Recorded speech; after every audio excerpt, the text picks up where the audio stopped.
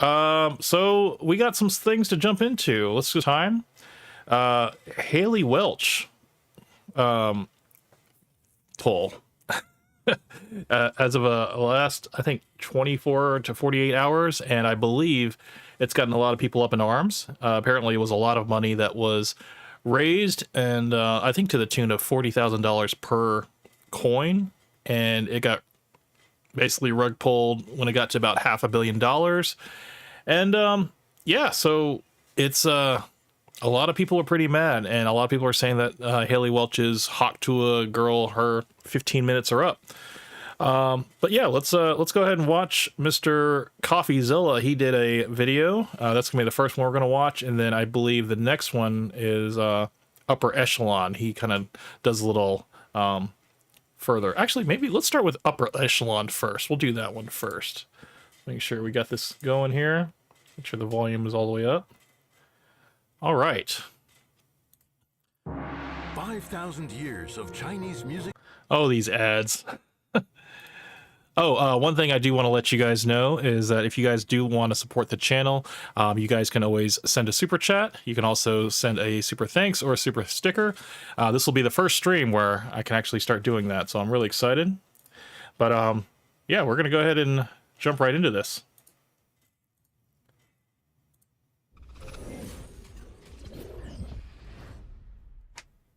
Everybody loves memes and everybody loves crypto scams. So why don't we take the crypto scams and turn them into memes? Undeniable logic.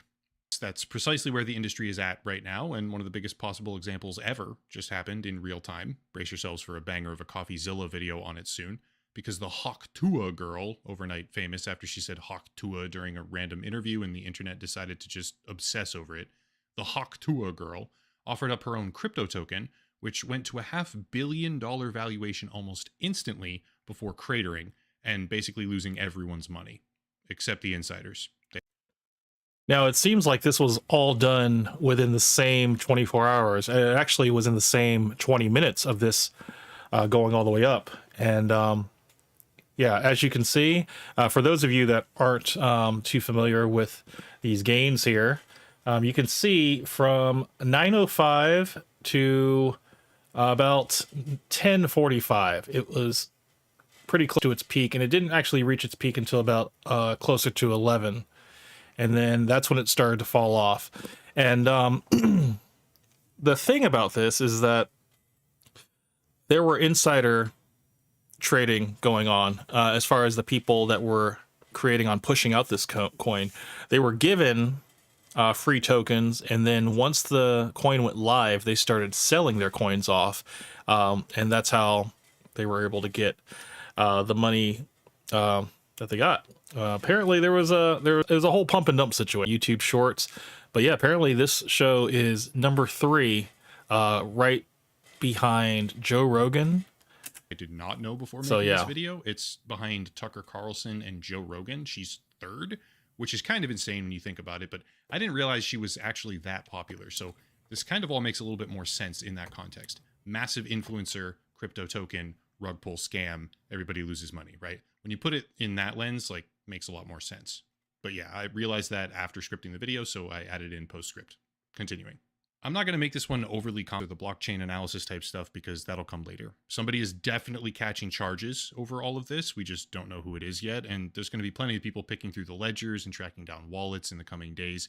However, one thing I don't think it will be is Haley Welch. I don't think she will do any time, because I don't think that she had any handling in the pushing out of this coin. I think they just kind of approached her with it, and she was like, okay, yeah, sure, let's go ahead and let's do it, you know? And they pretty much did all the legwork, and she was just the face of the coin. So I think if they're going to come after anybody, it's going to be the ones that were actually putting together the whole plan and the whole rug pull and all that stuff. So they got to follow the money. They got to figure out where that's going to. I just got done listening to a Twitter Spaces, which is a really stupid format for discussing anything, but it is what it is. Since I just got done listening to one of those like Twitter podcasts about everything, where the founders of the token desperately flail around trying to defend themselves, and because the absurdity of the entire situation is through the roof. And we are going to listen to this conversation. Coffeezilla did a video where he did a live.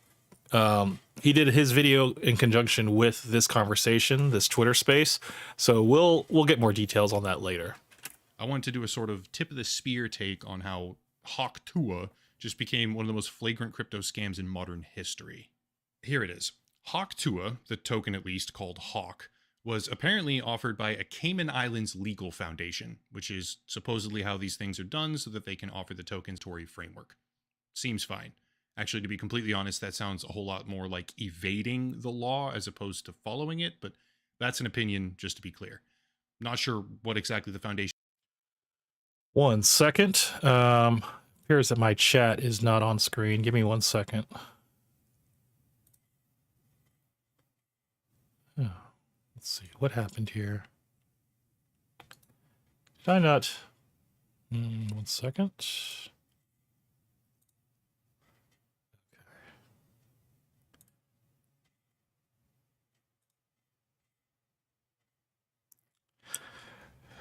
Cabos, what's up, buddy?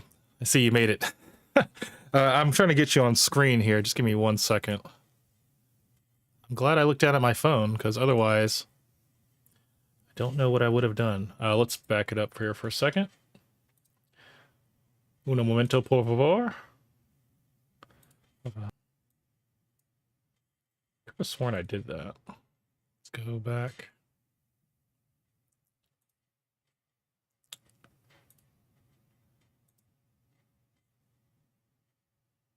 Yeah, it's the same one. Let's see. It did it. This thing did me last time like this, so. Oh, maybe I'll do. Maybe that will work. All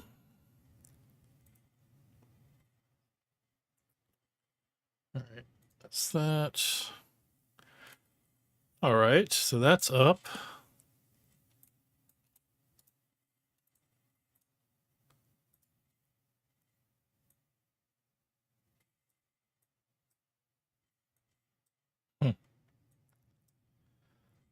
Yeah, let's see. I don't know why my chat is not on the screen.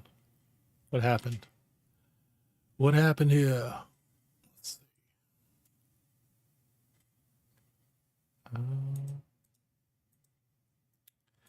It's there. I don't know why it's not on screen, though. That's weird.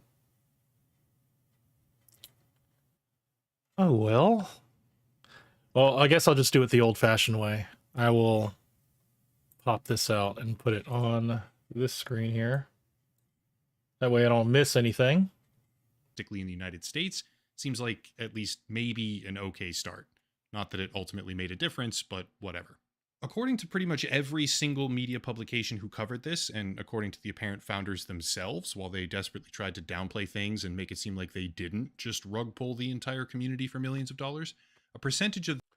That was also one thing I wanted to mention, is that the community that bought into this token were fans of the Hawk Tuah girl.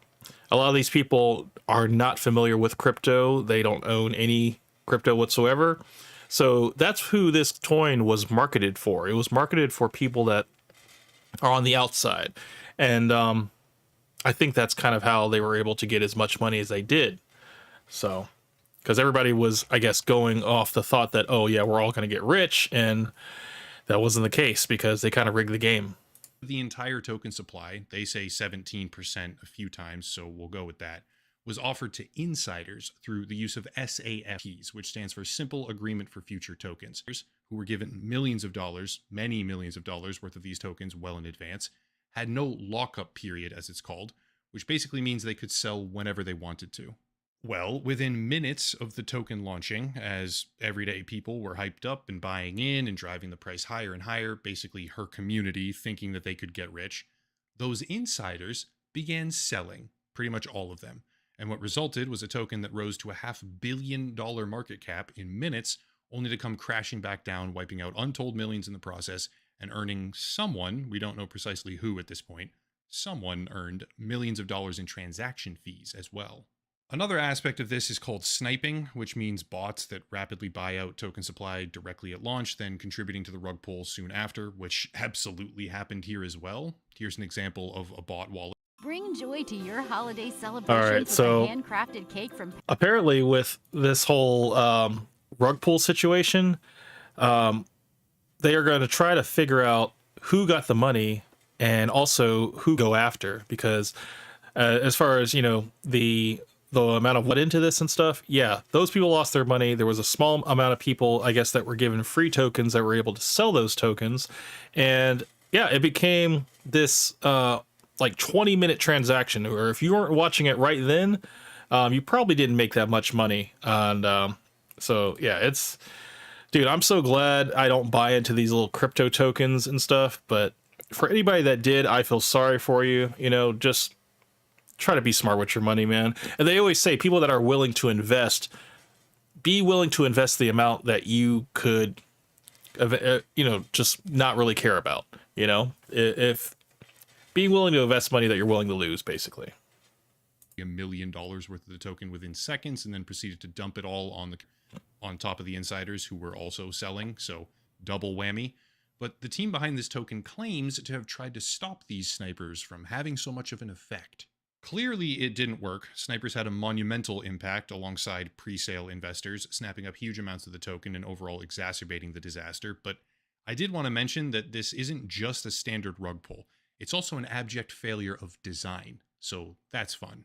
It's pretty cut and dry if you think about it. Failed management, rug pull, classic scam in the end overall. However, it gets more interesting than that, because according to Bubble Maps, which is a tool for visualizing crypto holdings, Cavo said yesterday's call-in show for Fresh and Fit. Lately, the haters that have been calling in are so bad at making their points. It was so hard to listen to. I didn't catch it. I haven't even seen the episode, so I don't know what was said. Like I said, unless some crash out moping happens or like a really good point from a hater comes across, I probably won't see it because it probably won't make it to Reddit. But we could. That's the thing, man. It's like I have, before on this show, I've critiqued other haters and just like the way that they present their arguments. One thing I said last episode was, in your point, you're just so frustrated, and then you kind of like move on to the next point without you even trying to. That's one thing that I noticed in the last hater that tried to call in. So let me make sure. It looks like my connection is a little bad. Let me make sure that this is coming through okay. Check my feed. Okay, yeah, looks like we're good. Okay. Let me but no, we will dude, one of these days I'm gonna call back in, but I just I have not had the work schedule really to do it. If I didn't have a work schedule, I would totally do it, but I just don't have that time, unfortunately.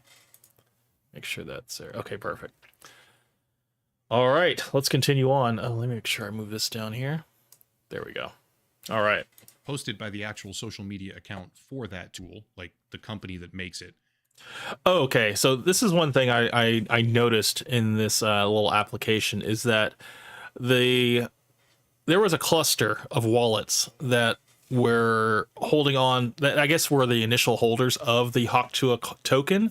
And these were the ones that I guess were given out for free, that were part of the whole pre-sale.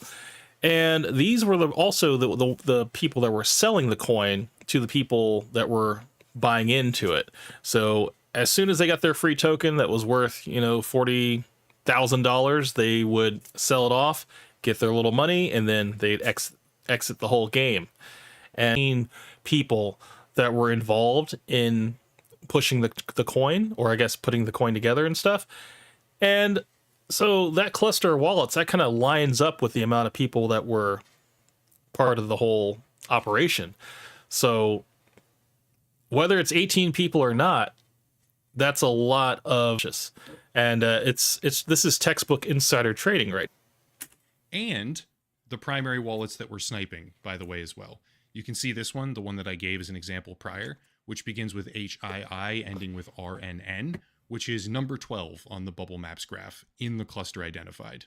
That's pretty bad off rip. Making a token, offering millions in a pre-sale, having zero lockup, and then letting those investors, or insiders rather, dump everything on the community as soon as it goes live is bad by itself, 100%.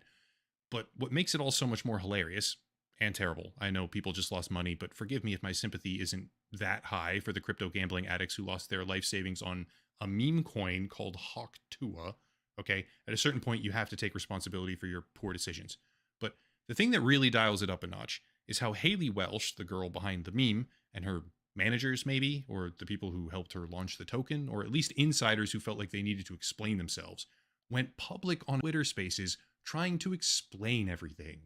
It was a And, you know, I guess from a surface level, for those of you that, you know, follow the Hawk to a girl and, you know, support everything she stands for and thinks that she's a genuine good person, I can kind of understand how, you know, you're not too familiar with how Bitcoin works or cryptocurrency in general. So you know, you support her. So you're like, yeah, I'll buy into this coin that she's pushing because you know, you support. It's more of an emotional decision. So that's how I think they were able to capture a lot of these first time buyers and were able to get a lot of people, get a lot of people's money. So. Exo Charles, man, good to see you, brother. How are you, man? Good to see you, man. I've been listening to you in the background while I drive. Oh, man, that's awesome, dude.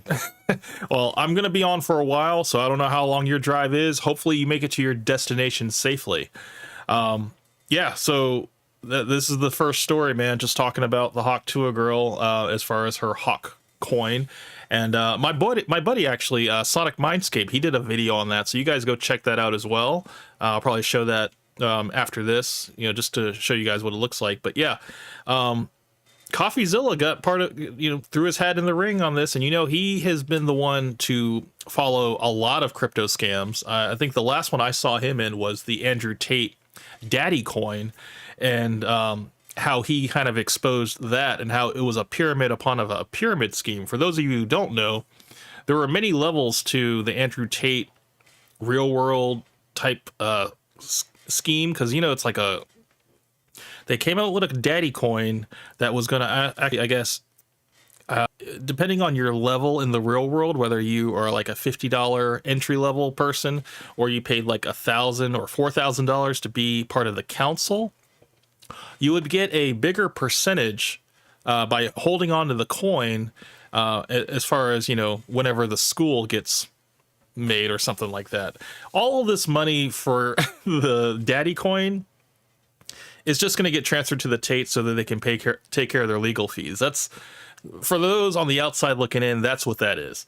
But yeah, Coffeezilla did a great exposure of Andrew Tate's daddy coin, and he is here again to tackle this Hawk coin. And yeah, it's just right place, right time, every time, man. It's a complete disaster, and I have to laugh a little bit when I think about the lawyers who will inevitably be involved in all this, listening back and just being completely floored by how stupid these people are.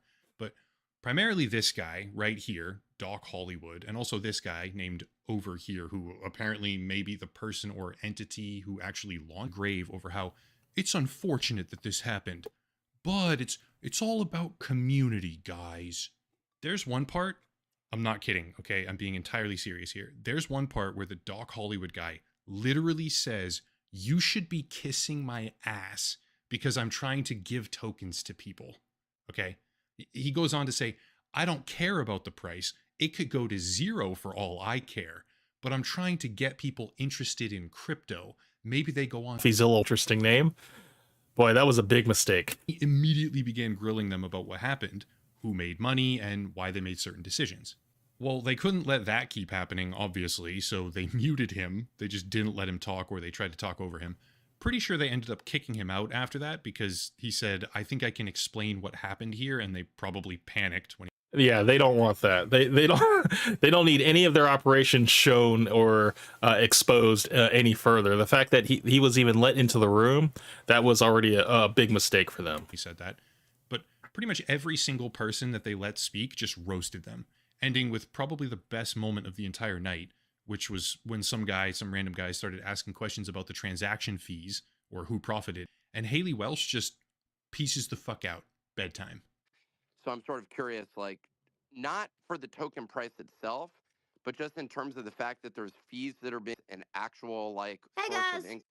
Now, my theory is that either Mr. Overheat or Mr. Doc Hollywood was texting Haley Welch to act like she's tired so that she can end the space, because this is her space. And so if she leaves, the whole thing is over and they can get out without, trying to dodge any more questions. That's what I think happened. I hate to interrupt you, Nick. Hello there. But Yeah. anywho, I'm gonna go to bed, Nick. Hello there. But Yeah. anywho, I'm gonna go to bed, and I'll see you guys tomorrow. Why are you not in? Haley Welch, like her voice, man. Like I don't watch her voice, man. Like I don't watch her podcast, so I couldn't tell you. But like she does definitely sound very like 12, 13 years old. I have a whole 12, 13 years old.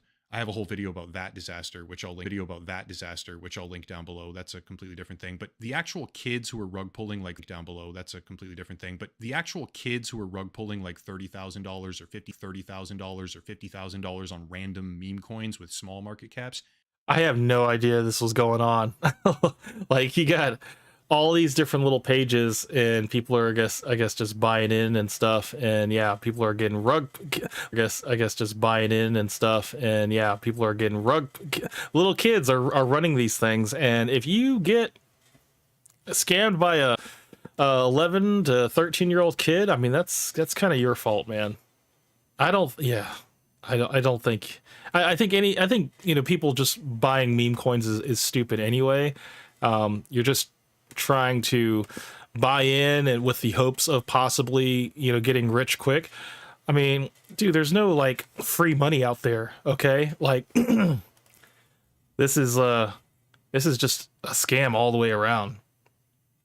They probably won't face any charges or accountability, unfortunately, because the sheer volume of criminal wrongdoing here is off the charts, and the SEC doesn't have the resources required to prosecute even a tiny fraction of it. But what they are doing is headhunting. They want to find people and make examples out of them. Icarus type situation, fly too close to the sun, get burned. And this right here is way too close to the sun. Somebody is gonna get burned.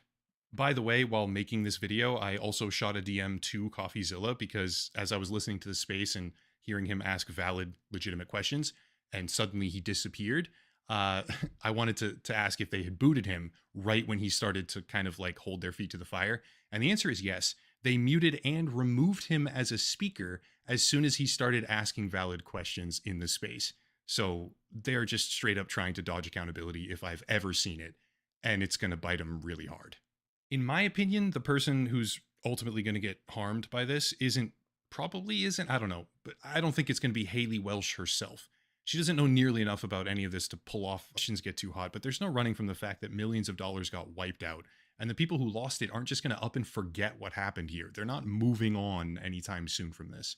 By the way, I'll happily link to the SEC investor complaint form down below this video as well. Not sure how many people watching actually have holdings of the Hawk Tua token that they can claim as damages. If you do, I'm very sorry for your recent lapse in critical thinking.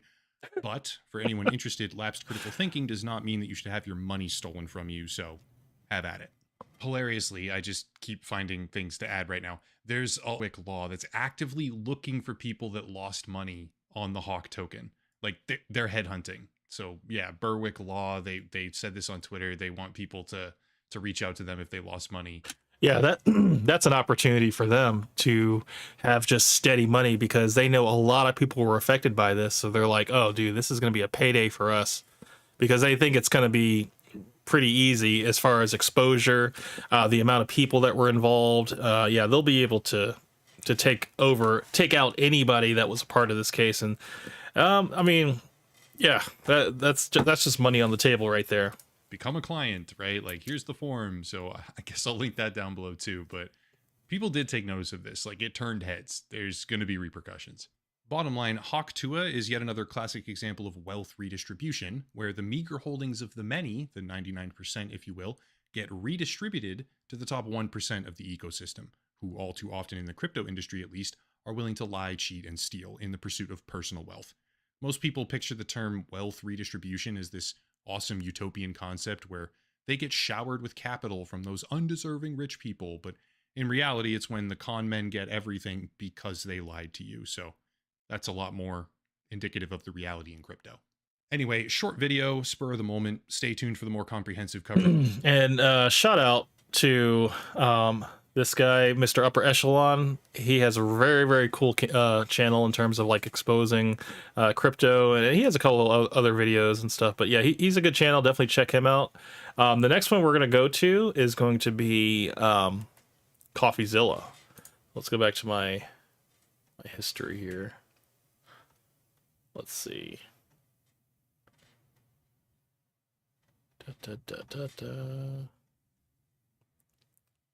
Oh, so here's the video from Sonic Mindscape. It's called Meme Coin Crash for Hawktua Investors. This is by Sonic. Go check out his video. This is the... Let me see if I can find it real quick. And then after that, we will talk about Mr. Nick Fuentes getting arrested. They got him after... Well, they got him and then they let him go. It was a quick little thing, but... Where is... Mr. Coffeezilla. Oh, I think it's right. Yeah, it's right here. Exposing the Hawktua scam. And we probably have an ad. So yeah. But yeah, man. For those of you that are part of this whole community, I would like to let you know I'm not releasing any crypto currency. There's not going to be any Camp Hustle coin on the horizon. So just so you guys know. I forgot there was 2 ads here. Let's pause this. Skip that. Hawktua scam. Today we're breaking down the Hawktua scam, exactly how it happened, and I'm gonna confront the people behind it. Well, I did last night, and let me just say, it didn't go very well. So this video is gonna shed some light on the actual conversation he had with Over Here, Doc Holliday, and Haley Welch. Haley Welch is there, but she's just kind of there in spirit. She doesn't really contribute much. So, but here we go. Be happy to answer any I have questions. I have questions. I'm raising my hand. Hey guys. What Coffeezilla? Hey, this is one of the most miserable, horrible launches I've ever seen in my life. Okay, then and why the fuck are you on? Profiting from the rug pull, I think it's relevant. We didn't pull a rug. I don't know what you're trying to say. It's not true. That's defamation. Doc, You're saying do the math. Do the math. Defamation. You're saying that we pulled a rug. There was no rug pull. You're defaming our character. Are you not gonna let me talk? You just talk over me. You talk over me. I'm hearing bullshit. Yeah, these people were completely unhinged, unwilling to take any accountability, and we'll talk more to them in a second, but I want to break down the Hawktua scam. I think people are confused with this kind of stuff. I want to start with the big tweet that kind of set it all off. That would be this by Bubble Maps, which showed 96% of the supply was controlled by the team and was being sent out to a bunch of smaller wallets. The implication being that some of them might be dumping on you. Pretty quickly, the Hawktua girl came in to copy and paste what... Now, what they told her was, hey, we want you to put out the Hawkonomics of the coin. Basically, the just let everybody know that there's nobody on the team that was given, like, coins, and we're not, like, selling them off to anybody. Also, let them know that we're trying to, like, combat any snipers or anything like that. So when you copy and paste a message and it's supposed to be like from you, you're not supposed to copy and paste the part where it says copy and paste. But it's Haley Welch, it's the Hawktua girl. I mean, I don't really expect her to not know that, but yeah, that was kind of fair. What her team told her to say, which said team hasn't sold 1 token and not one key opinion leader was given 1 free token. We tried to stop snipers as best we could through high fees at the start of the launch. And so you see their awful tokenomics here. Along with this response, the team hasn't sold 1 token, and then they post obviously a screenshot of a lot of sells from insiders who did not have to pay. You can see on the bot. Yeah, the bot column is completely empty, meaning that they didn't put any money in. These tokens were given to them. So whether it's like 18 people that were given these tokens that are also on the inside pushing this coin, all they had to do was sell it to the general public, make their money, and exit. And that's how it was. It was a straight pump and dump. Side, there's nothing. And then on the sold side, they're making a lot of money. So how did you get free tokens? Well, you were an insider, right? And I just want to show you exactly how the Hawktua team is sort of locked. And then those people were unlocked immediately upon launch. So you can see that with her tokenomics here. It says Haley's locked for 12 months, but you can see the strategic allocation is fully unlocked immediately on token generation event. Now, I spoke to some people who bought into this pre-sale. They say they got in at $16.69 million total valuation, which means that if they sold out the whole 17%, you're looking at about $2.8 million raised by pre-selling these tokens. So it is essentially a lie to say her team didn't sell tokens. Well, they pre-sold them, and then those investors dumped on your fans. That's the problem. Because They took advantage of her audience that weren't too crypto savvy to understand what was going on. That's pretty much the gist of it. They already had these tokens that were created out of thin air, and as soon as the coin went live, that's when they were able to dump the tokens, and that's how the price of it shot up. And yeah, they just created basically everybody in Hawktua's like fan base is completely screwed. Because Bubble Map says we found 285 investors join the Hawk pre-sale. That's about what I saw as well. 89 wallets sold 100% on launch. 47 sold over 50%. Anyway, you can see in total, $3.3 million were sold. Again, as you'll see, on mostly Haley Welch's fans, or Hawk2A Girls fans, and I know what you're thinking. Who falls for this? Well, unfortunately, with situations like this, they're not targeting crypto bros. They're mostly targeting, like, actual fans who've never been involved in, the crypto space before. They don't know any better, and you're going to hear the guy behind a lot of this say that explicitly. These are people that are outside of crypto that we're going to be onboarding, and they don't give a shit. They don't even know what a market cap is. They just go, oh, cool, free coin. Now I get to join. So that's why I just don't buy this thought of, oh, well, if you bought this, you deserve to get scammed. Okay, fine. But a lot of the people who bought it had never bought crypto before. Thinking about that, thinking that Talktua is the #3 podcast in the United States. Think of all of that that's right there that you can take advantage of. It's just like, that's insane. I mean, there's a lot of people that follow her and support her, in whatever venture she is. And yeah, it just seemed like people that were not thinking with a full deck. They were just like, I will follow her wherever she goes. I will support her in whatever venture she has. And they're like, hey, if I have a chance to get on early on this, I'm going to do it. And dude, they got scammed so hard. They were targeting those people. They said as much in our call. Now, the other part of this scam that I really need to break down because people don't understand it exactly is the fee scam, okay? When this launched, they had 15% fees on trading. They said that this was to stop snipers. But basically what this means, and because the team now blames snipers for a lot of this rug pull, but what it means is they benefited the entire way. You can see in 24 hours, they made almost $2 million from this fee. Meanwhile, on Deck Screener, you can see the sniper, which is the #1 trader on this coin. They made about $1.3 million in their total profits and loss. So they actually made less in total profits, this sniper that ruined the project, than the team made on fee. I, of course, asked who benefited. Did Hawk2A Girl make the money? Who made the money in this whole?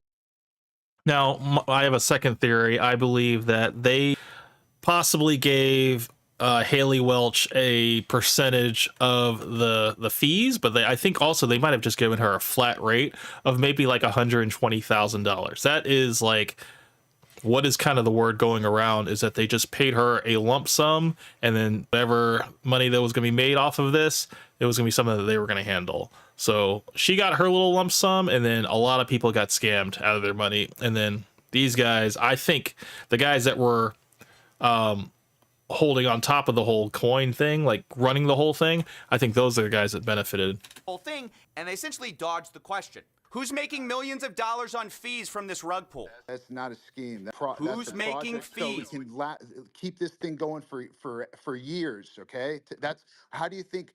There's so many expenses. Who makes the money on the? This guy's just filibustering, man. It's like, come on, just answer a direct question. I mean, he knows that once he answers it, he's going to be exposed. So he has to like dance around it. He's basically he's talking to him as he's texting Haley to please say that you're tired and that you want to go to bed, because like this is a lot. The fees. Someone just made over $1 million on fees. Who made it? First of all, the fees were there with Meteora Pools, and that goes to, yes, the creator, right? Which is who?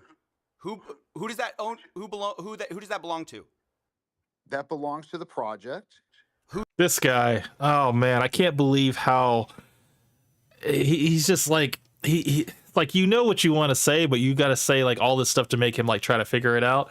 Just say who is the owner of the project. You know, is it Haley? Is it over here? Is it Doc Holliday? It's like, who's the project? Who is the project? Well, the project is over here, Haley Welch, right? And how much does Haley Welch own? This is Haley Welch's project. So she owns all of it.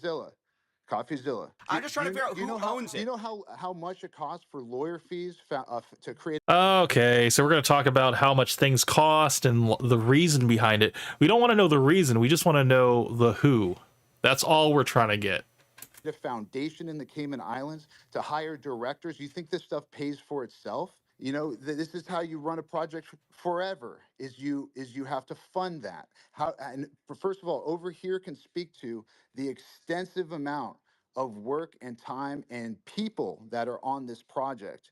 Over here has around 18 people working on this right now as we speak.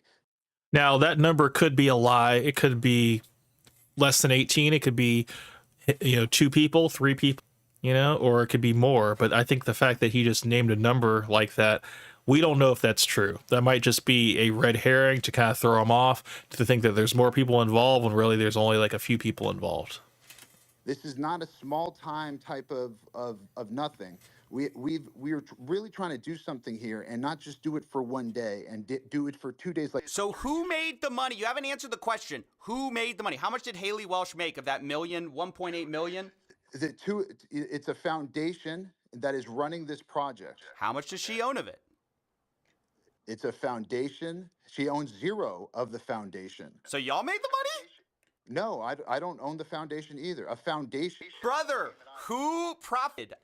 Over $1 million was just made. A foundation that pays people out. And by the way, Coffeezilla, I'm not asking you, questions that are irrelevant to the most important stuff that you said. Who cares where fees go? It goes to bills. You heard him right. Who cares where millions of dollars went? Right, exactly. The fact that he's like, please don't look over here. This amount of money, it's not significant. Just understand that money went towards lawyers' fees and also handling the business over in the Cayman Islands. That's apparently where this whole operation was being taken place. Supposedly, they have 18 people working on the Hawk to a meme token. So I don't know if that's true, but that's at least what they're claiming. Now, the last thing I need to say before we jump into this context that you need is that there are 4 groups to look out for here. 1, you have Hawk to a Girl, who is promoting this thing. 2, you have this guy, Doc Hollywood, who is like Howie Mandel's like son-in-law or something like that. Like, he's this guy who has some connections in Hollywood, and he seems to be the guy connecting Hawk to a Girl with crypto, and he said he was teaching her a meme coin class, okay? And he goes unhinged on her call. 3, you have the guys running the crypto token. And 4, you have the insiders who paid money to get early access to this coin and then are rug pulling a lot of Haley Welch's fans. Who's to think that maybe Jake Paul might be one of the investors? I wouldn't be surprised. What you want to make of that, who you exactly want to assign blame to, is up to you.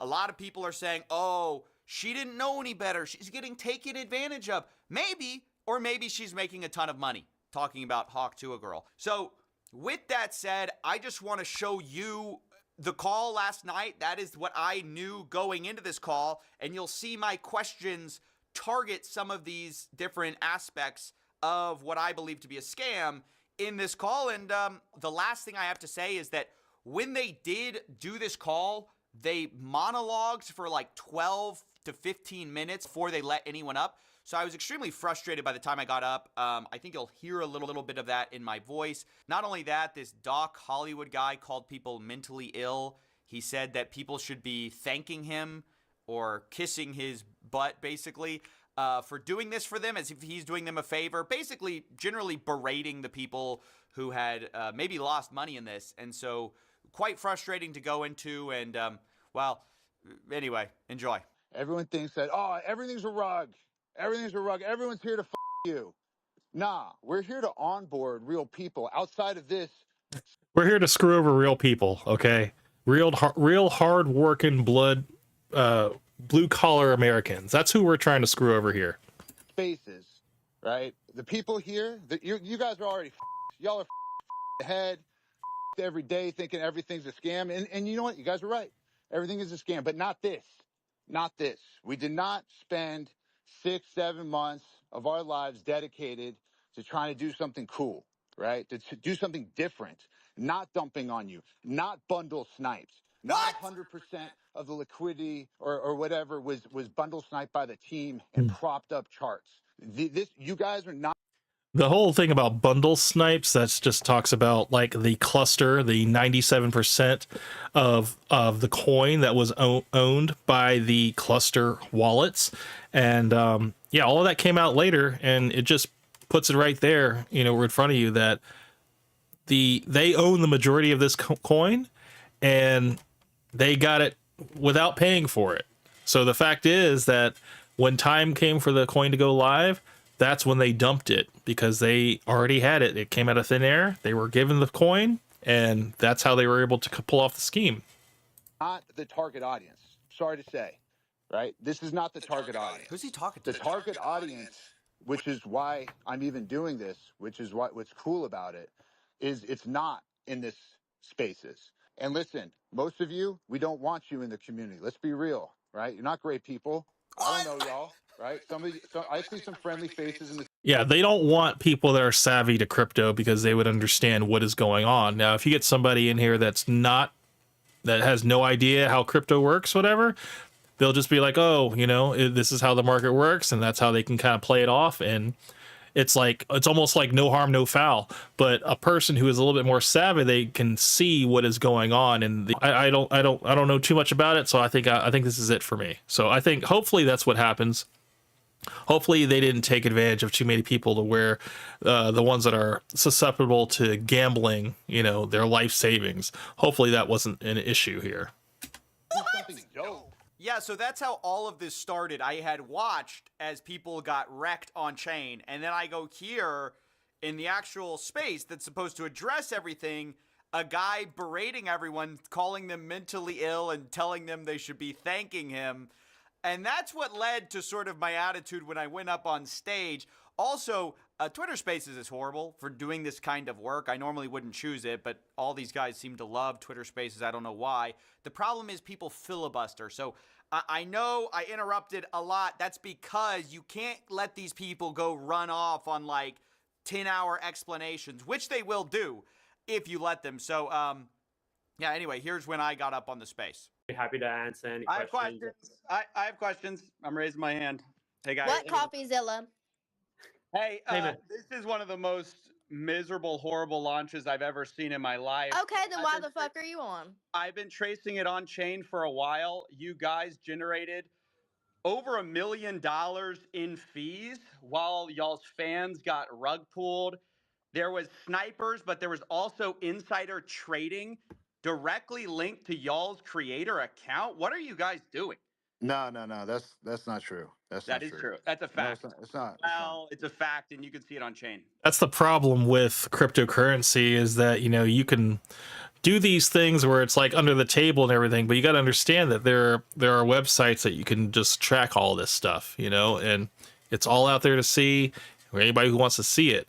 So if you're going to be pulling some scammy stuff, you're going to need to, I don't know, man, find some way to cover your tracks or make it look more like an actual crash and not like a rug pull. But I don't know, man. I think these guys, we're going to use Haley Welch's name to get a lot of people excited and make a lot of money off of her name. And once her name is dragged through the mud and there's another person that's rising up, they'll probably go switch to them. Maybe just take advantage of those people. So yeah, I mean, this is really unfortunate because Haley Welch, whatever good intention she has, there's now going to be an air of like bad press around her that she's a scammer, whether she knew it or not, whether she knew what was going on. And I think there's probably a majority of people who be like, oh, she would never do this, but still her name is attached to it and it's not good. It's not good. So Yeah, we know. We trust me. We were there. We could answer that. you No, know about the insider trading? no, there's no insider trading. That's why we can answer it. Okay, But so there's tokens Coffeezilla, going directly from the main account. Coffeezilla, just chill for a second. And then Definitely not us. You think we're doing this for 50K? Yeah, fucking right. Talking to the wrong guy. You're used to these bullshit scammers out here. Not Yeah, they're doing a lot more than 50K. Okay, that's small time compared to what they just pulled off. us. Now that's what everyone says, by the way. Listen, Everyone says, doesn't "Not me." matter. No, I'm not everyone. There was a You're different. strategic allocation, right, through a foundation. Every single one of those was signed through a SAFT. The deployer wallet. You've heard of a strategic allocation or a private How much did y'all get doing a pre-sale? How much did y'all make It's not that we selling out your made. fans? So Over other here, people can can you give dump on your fans. Hold on, Coffeezilla, take a chill pill, brother. So Y'all just rug pulled a bunch of people. What are No, you there's talking- no rug. We're here every single day. There's no rug pulled, and it's not done by us. Yes, snipers sniped it up to an insane market No, cap. no, it's and not dumped just it. snipers. That was not No, us. it's not That just was that, you know that. Listen. No. I'm telling you the truth. And y'all made millions on fees from this little scheme. There's not a. Oh, It's I'm not. sure It's that's not not a you scheme. getting those fees, It's right? not a Who's making scheme. the money It's on not the a- fees? It's Who's not a making scheme. millions of dollars on fees from this rug pull? That's not a scheme. That's the Who's making project. So we fees? can keep this thing going for years. Okay. That's how do you think? There's so many expenses. Who right? makes the money on the fees? Someone just made over $1 million on fees. Who made it? First of all, the fees were there with Meteora pools, and that goes to the creator, right? Which is who? Who does that which who does that belong to? that belongs to the project, right? Who's the project? Who is the that- project? Well, the project is over here, Haley Welch, right? And How much does Haley Welch own? This is Haley Welch's project. So she owns all of it. Coffeezilla. Did she just make $1 million on fees on a rug? I'm just trying to figure out Do you know who how? owns Do you know how much it costs for lawyer fees to create a foundation in the Cayman Islands to hire directors? You think this stuff pays for itself, right? So y'all wanted to make the money on day one? I don't understand. I'm just asking. We're who here every actually single makes the day. millions of Day dollars one, in fees from the day rug? two, day three. This is how you run a project forever. Is you have to fund that. First of all, It wasn't forever though. The coin literally crashed within 24 hours. The rise was within 20 minutes, and then the dump was like catastrophic. So this whole like, oh, we were here, we were gonna try to do that, make this go forever. There was no way, because too many people invested their money and then lost it. Like, it's just now the word is out. Okay, they're gonna have to come up with another scheme, or maybe that was it. Maybe that was an intention all along, was just to get their initial pump and then just get out of there. Over here can speak to the extensive amount of work and time and people that are on this project. Over here has around 18 people working on this right now as we speak. This is not a small time type of nothing. We're really trying to do something here, and not just do it for one day and do it for 2 days like you're So used to. who made the money? You haven't answered the question. Who made the money? How much did Haley Welch make of that million, 1.8 million? It's a foundation that is running this project. He's being so careful with his words, man. He does not want to say the wrong thing. How much does she own of it?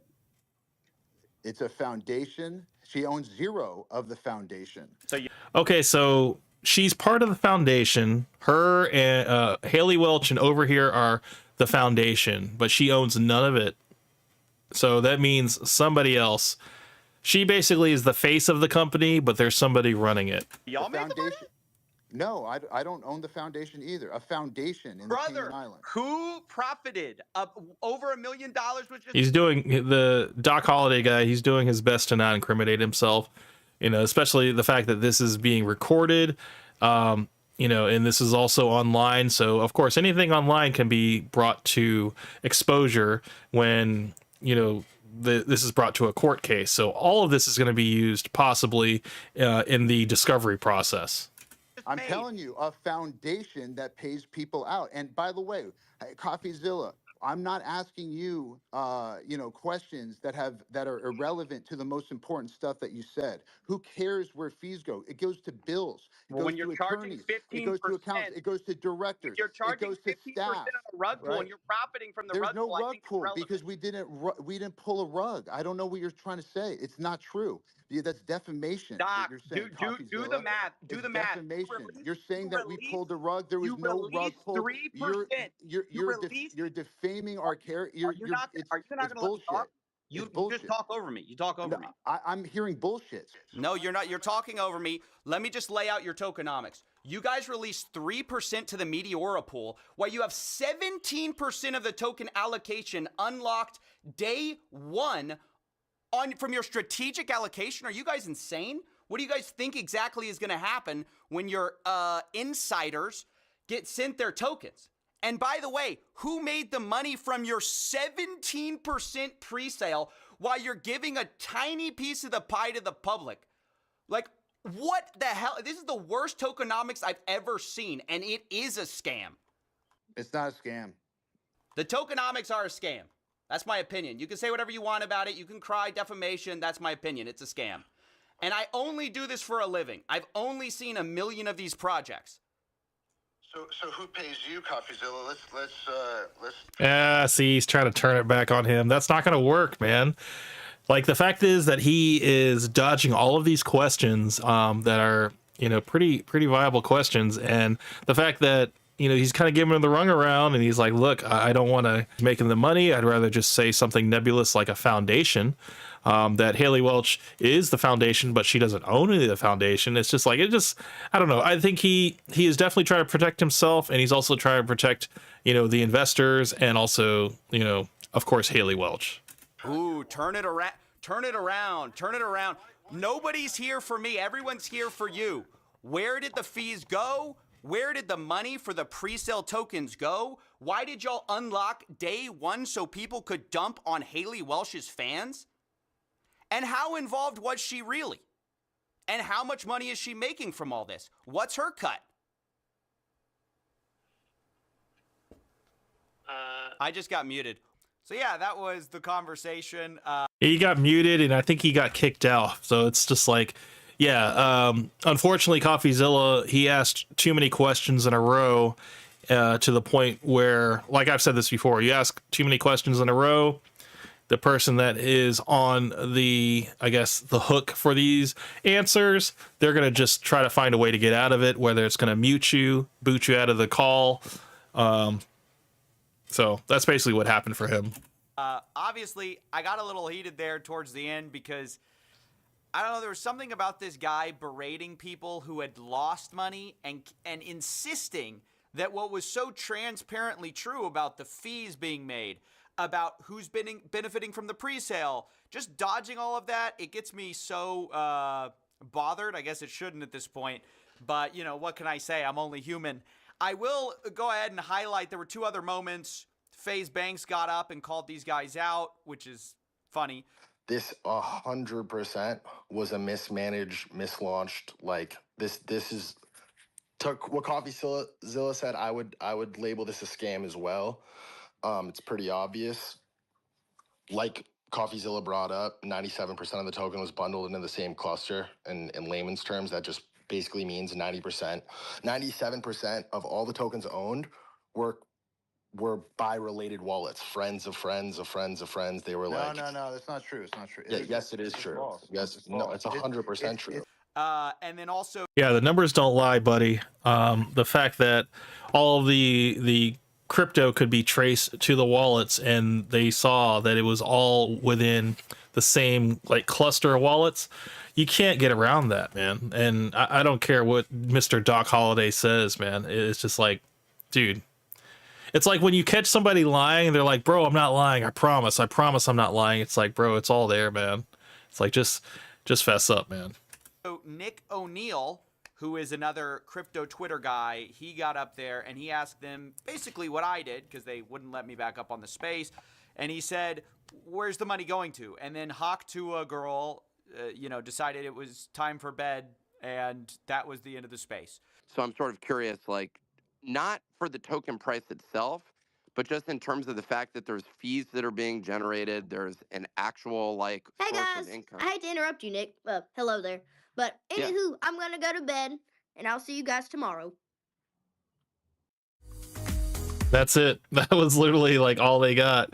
Oh man, it's unfortunate because all of this now has to be filed through the different organizations that are going to now do a headhunt. They're going to look for these people. They're going to try to figure out what happened. And yeah, it's this is just the beginning. So this is just a developing story. We'll find out more about it. We'll try to keep up on it too. I guess we're talking over here. Can you imagine being asked questions about a scam, and in the middle of the questioning you go, yeah, I think I'm gonna hit the bed, you know? Yeah, like all of the anxiety from, a possible scam, and you're just like, I'm tired. Oh man. But no, I do believe that someone was texting Haley like, please just like say you're tired so we can end the space. We have to reconvene. We cannot answer any more of these questions. And she did her part. She played her part. Gotta wake up bright and early for tomorrow. That is just wild. These people are not serious, or at least it doesn't appear that they're taking it very seriously. I think it's concerning when you have a project which, they can say whatever they want about their 18 employees and all the, hundreds of thousands they supposedly paid to set up these like Cayman Island corps to do it the right way. But at the end of the day, when you make millions of dollars on launch, where does that come from? When your insiders sell $3 million, where does that come from? Maybe the normies that you were targeting to get in? That is my problem. That is my issue. And that's why I came at them so hard. And that's basically it. I think Haley Welsh, or Hawk to a girl, to whatever extent she was involved is still unclear, or was unclear until her transactional entertainment. Okay, so let's read this. It says, from Christian Barker, Coffee, I'm Haley Welch's transactional entertainment lawyer, non-crypto. I would like to have an offline conversation to give perspective and give advice if you are willing. And then Coffee said, can't do offline, but I am trying to reach Haley all day. If she says any final comment for the story or wants to shed light on how much she's been paid, I will be, and will be paid for the hot coin. Kindly respond by 5 p.m. Central Time today. Lawyer contacted me.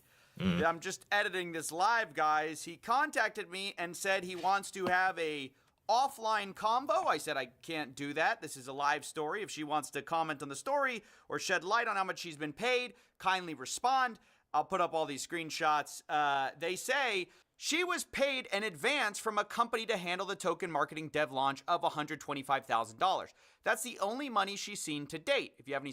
So there you go, guys. $125,000. That was the flat rate that she paid in order to handle the marketing of the token. So basically her going on like a shorts and being like, hey, my coin has gone live today.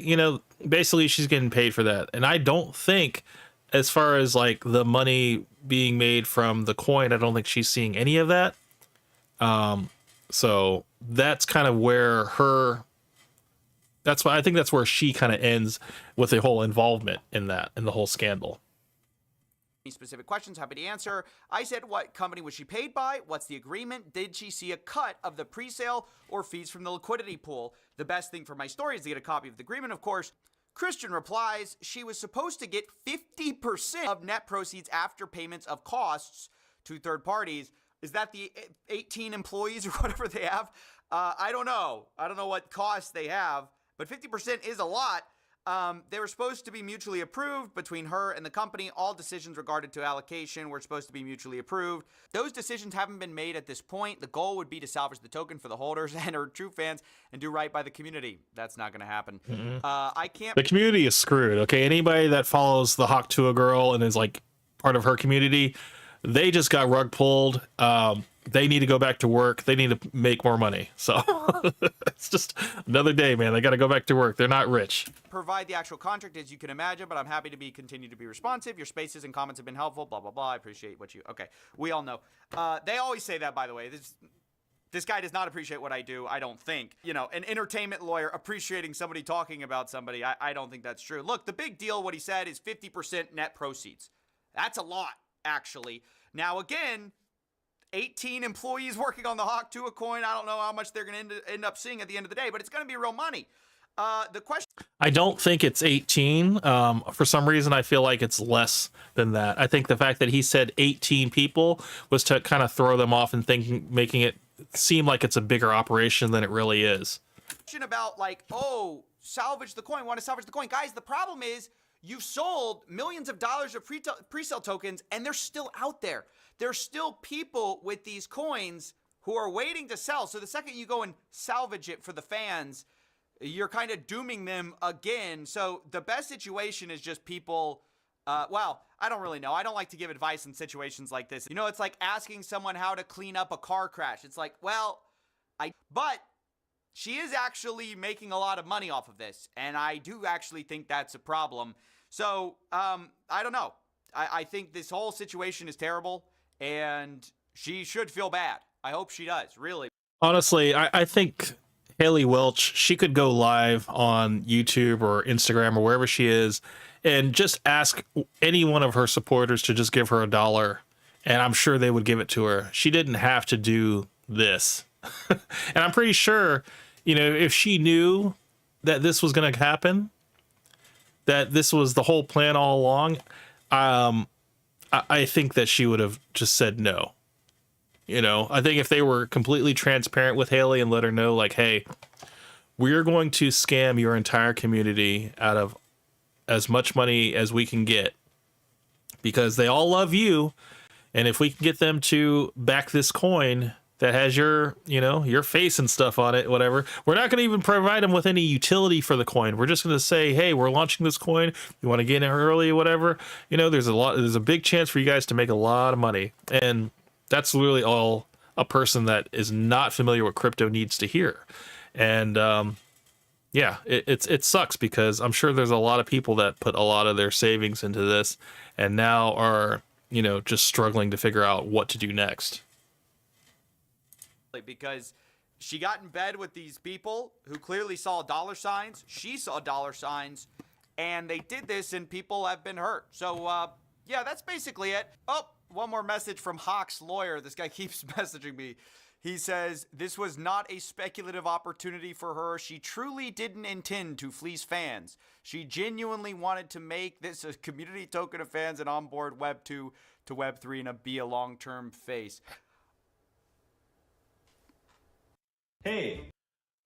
Whether she didn't intend to fleece fans, that's what happened. So, I mean, I guess you got to say that as her entertainment lawyer, but that's what happened.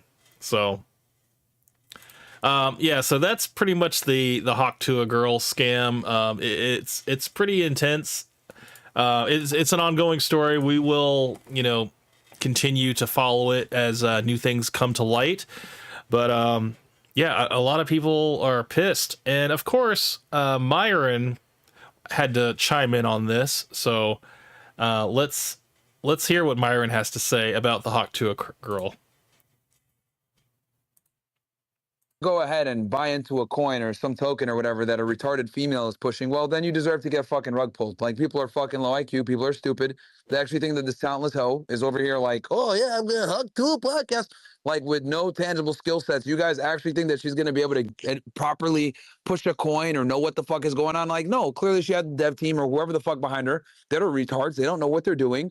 The girl's a retard herself. So I'm not surprised that they got leg pulled. It's Well, just we like, don't need to you know, slut shame. And I did hear someone in that space say, "Oh, Haku is no, we're something we absolutely going to all slut align shame. with." Like, Hold on, oh, hold you're on, all hold on, virgins. hold on, 304. Hold on. We are going to slut shame because sluts cause a lot of problems in society. Okay, Okay, we are going well, to slut shame. just get laid more. And I mean, and Fresh, like, come on, like keep it on topic. Yeah, there's no need for that. Like we can like completely unnecessary. It's like total frat boy shit. Like this is why people hate crypto. Hey, hold on. Because now you're just attracting. Let's just have a civil conversation. We don't need to do that. You're pivoting the conversation to your Shut weird, the fuck up. your When weird stuff. Look. Let me make my point before you guys come in and start fucking putting on your case for these fucking whores, all right? This is the problem. You fucking assholes don't have the fucking competence and the ability to ascertain that a girl is promiscuous, which means more than likely a fucking retard. Your take here is that women are the problem. Yeah, they're retards. That's one. You understand? Like I didn't realize SBF was. Hold on. Like, this is great. Yo, these fucking simps need to shut up while I'm talking. Look, bro. At the end of the day, you should have the common sense to understand. No, this girl got famous for talking about spitting on dicks. Maybe I shouldn't invest in a coin that she's pushing because she's a dumb whore. So then you should go ahead and realize, damn, I'm not going to follow a dumb whore's move when it comes to fucking crypto. And then they get rug pulled and they get surprised. I'm just saying, have some common sense. Don't follow sluts. If you guys want to put on the fucking case and sit there, well, it's not because she's a woman or whatever. No, she's a fucking promiscuous whore, stupid, talentless. Therefore, So these idiots your deserve to take get is rug just pulled. like don't invest in female meme coins. This is your take. Dude, you're a fucking faggot. This Shut the isn't. fuck up. You are simps piss giving me some off. incredible investment You simps advice are here, man. literally Like, ridiculous. Really great. I take. literally logically explained. The IQ I logically explained the problem here. Like 20%. I logically explained the problem here, and your simp ass still wants to put the fucking cape on, Superman. Wait, can you repeat that? I just pulled out my notepad. I want to make sure I take notes. This is really good investment. Write it down. I just love this conversation. You're a faggot. And the co-hosts like don't care at all. Like you realize he's done more just by talking about spitting on Why a is the dick, woman not talking? even doing it. Why are you in here? You should be in the kitchen. The fuck are you doing in here, bitch? Make a friend with the man who's superior to you. Probably burn it down. Holy shit! Wow. You guys actually let women talk in your faces? Yeah, If so you're gonna go, that's like classic Myron. Just I mean, well, of course, you know, his whole stance on it was that, yeah, you guys are stupid for, you know, following and propping up Hawk to a girl for, you know, what she stands for and stuff. Because I mean, it is kind of amazing how she got her rise. But yeah, that was kind of wild. So I think the next thing I want to talk about is Nick Fuentes being arrested. So he this is the first show he did after he got out from being arrested. So let's listen to this real quick. Let me make sure this is all right. Yes, bail me out, please. I need it. This is a patriotic defense fund now. Thank you very much for the big super chat. I didn't do nothing wrong. I a good boy. I ain't do nothing wrong. On the honor roll. I was getting my life back together. I was on the honor roll. I was the top of my class. This is bullshit. This is some bullshit. This is some bullshit. I should have started doing that. When the cops were talking to me, I should have just went full nigga. There's some bullshit, man. Hey, man, there's some bullshit. And then, you know, then they arrest me, and then I'm like, oh, Ossifer, please. I can't breathe. It's crazy. Let a nigga breathe. I cannot breathe. Isaiah Henderson Brazy sent $5. Don't worry, Trump will. Yeah, so basically what he got charged with was battery, which, you know, if you were to ask me my whole opinion about this, the woman came up to him and rang his doorbell. Okay. Yes, she went online. She did say that she had the intention of going to his house and stuff like that. But if you're going to pepper spray somebody, you need to make sure that they're inside your house. And unfortunately, that wasn't the case. She was outside of his house, and I think it happened. I was trying to think where it happened. I think it happened in Illinois. And Illinois is not a stand your ground state, so the whole situation was kind of screwed. So he basically assaulted her on his front porch, and that's how they were able to get him, because the whole thing was on video. And yeah, I don't know, how did that video get posted online? I don't know. I don't know. But yeah. Let me go back real quick. There was one more thing I think I wanted to show you.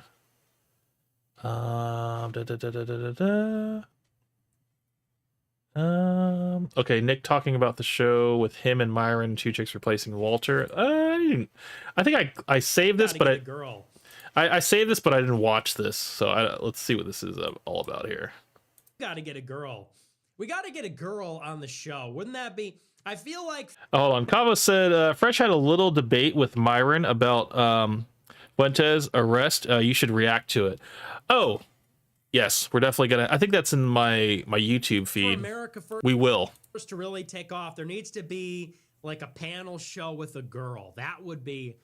Maybe we'll do like me, Myron, and like two girls. That would be a fire, dude. Black Hitler, me, and two girls would be a crazy panel. So Myron is considered Black Hitler. I'm sure he wears that like a swastika of honor. Panel show.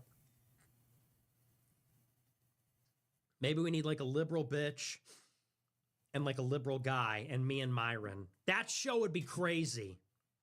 Myron is literally transformed into Black Hitler and it's fucking awesome. And I'm here for it. Like the clip went viral where Myron was going off about the Jews and Fresh was just sitting there like totally not into it. And all these black people are quote tweeting saying, imagine you're Fresh. You signed up with Myron and he's gradually evolving into Hitler. And there's nothing you can do about it. It is so funny. People go, there is nothing Fresh can do about it, unfortunately. Like, that ship is crashing and burning, and yeah, man, it's like he's just gotta kind of be along for the ride. But yeah, let's get to that clip that you were mentioning, because I do have that on my history here. Let's see. Let me see. Yes, the debate with Nick about yeah, Fresh has debate with Myron on Nick's arrest. Is he guilty? This is the one. It's only about a minute long, so yeah, we'll check this out. Pause this here. Oh God, I just went forward. I'm an idiot. Back it up.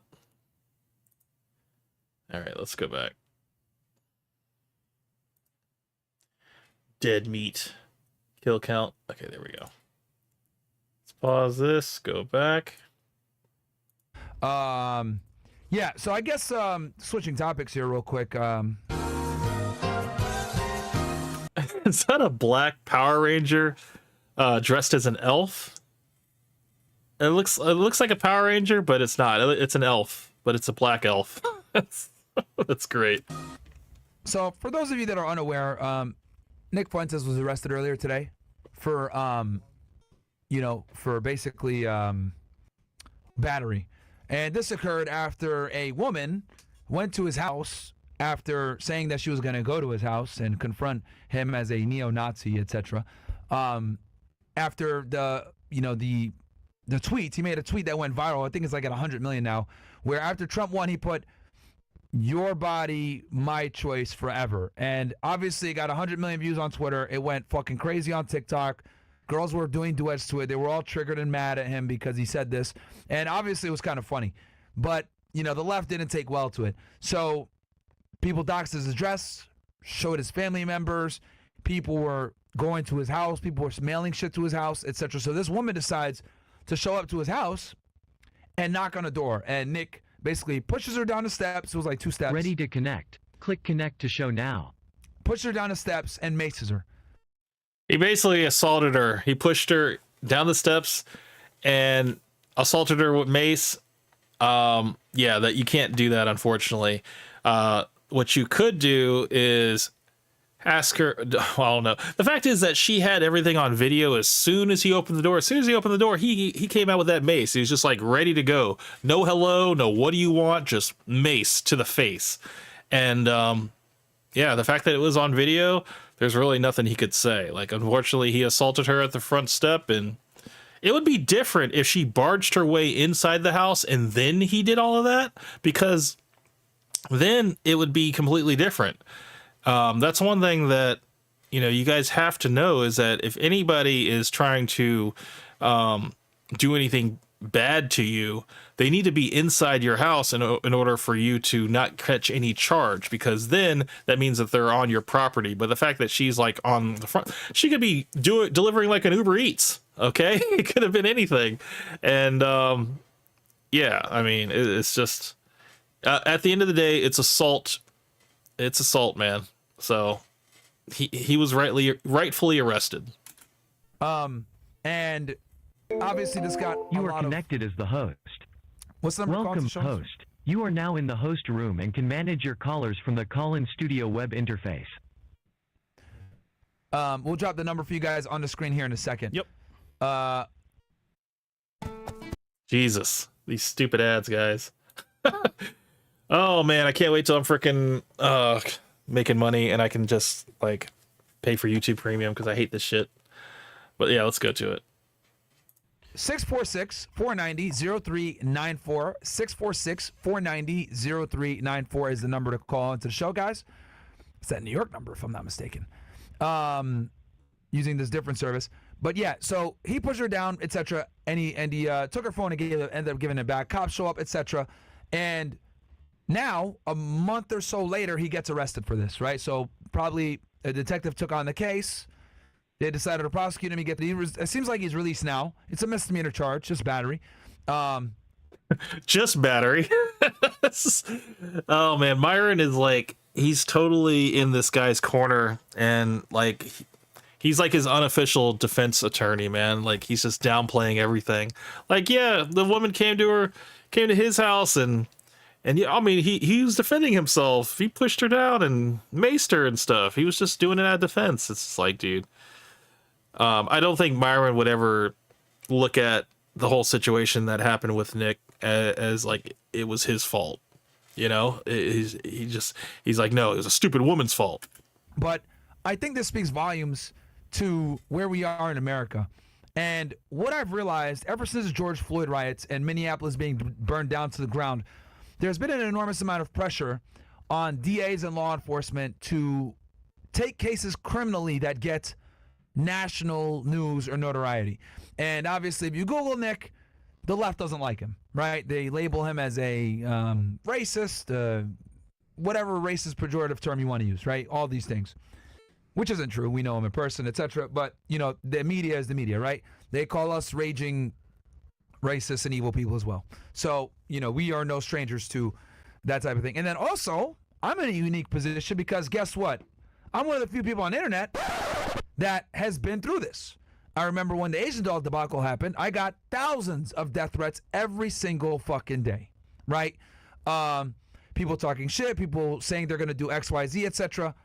Granted, I'm in Florida, which, this is a stand your ground states where you have no duty to retreat, where versus Illinois is not like that.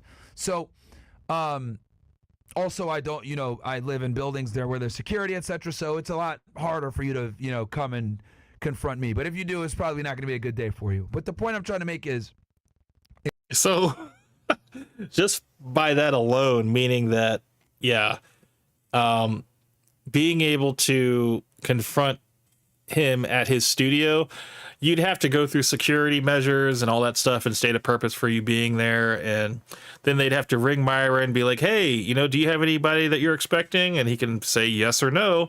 And then that would be, that would be the brick wall that you'd have to try to get over. I think that's kind of the main reason why he doesn't leave his house, because he knows that if he leaves his house, dude, his life is at risk. So is that I've been in his shoes, and I understand when you're getting threatened, people are saying they're going to kill you. People are mailing things to your house. People are texting you randomly. People are blowing up your phone. You're on edge. You don't know what's going on. You don't know if people are coming up to you to say, hey, I love your content, or they're trying to attack you. So obviously, someone walking up to his front door, he's like, what the fuck?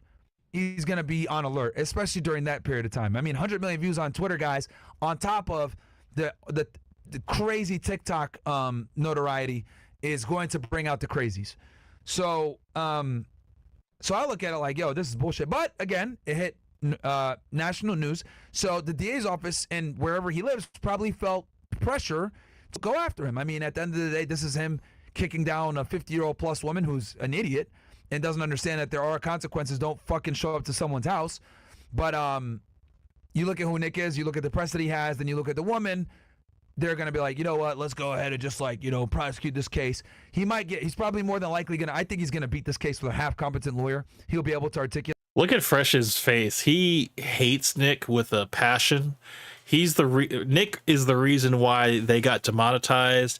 And the fact that Myron is just like going in on like, oh, it's like talking about how all this stuff is happening to him and how, hopefully things will get better.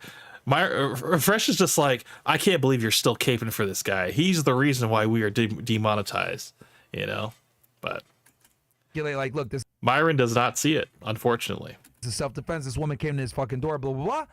But I think where we are now as a nation is they'd rather prosecute first, ask questions later, and then let the person get exonerated by a jury of their peers, right? We've seen this happen in a couple of different cases where there's a use of force, white officer, black individual. They want to go ahead and prosecute that individual and let the court kind of decide it. And if they walk, they walk. At least they can say, look, we prosecuted it. Y'all can't burn the city down. We did our job. And I think this is very similar to that. Yes, it's not a black person, a police officer, but you got a white male who has conservative viewpoints with a feminist woman who's also one of them, right? So, not surprised. My question is, what force did she apply to him directly? This is going to be the contention. Now he's going to start putting pressure on Myron because he's like, look, Nick assaulted her. That's going to be Fresh's, I agree. I agree with Fresh on this point. And, this is a very rare moment for myself that I actually agree with Fresh. He's going to basically make Myron admit that Nick was in the wrong here. He could have handled it. He could have handled it better. He could have done nothing. He could have not answered his door. And he would have been arrested, but that didn't happen. What force? Bring joy to your holiday God damn it! Oh man, but yeah. So this is another clashing moment for them, which is it's always great to see. She came right up to his front door. But what did she do? Forcefully. Because imagine this, right? So someone walks up to you, they didn't do nothing. You hit them. Who's in trouble?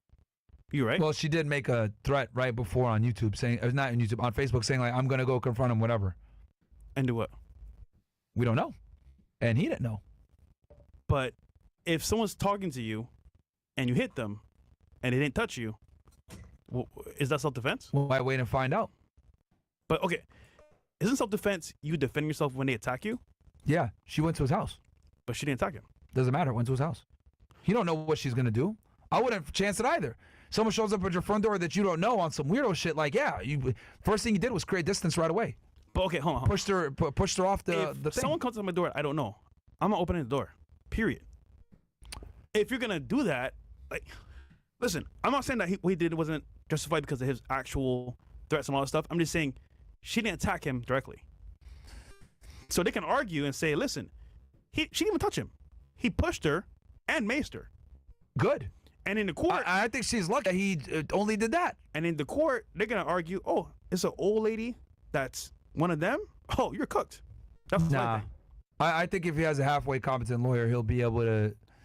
Because, bro, you've been getting death threats. Someone shows up at your house. Are you gonna sit there and chance it? Like, oh yeah, let me open the door and see what she's gonna do. No, that nigga gave her the fucking Spartan kick, bro. Like.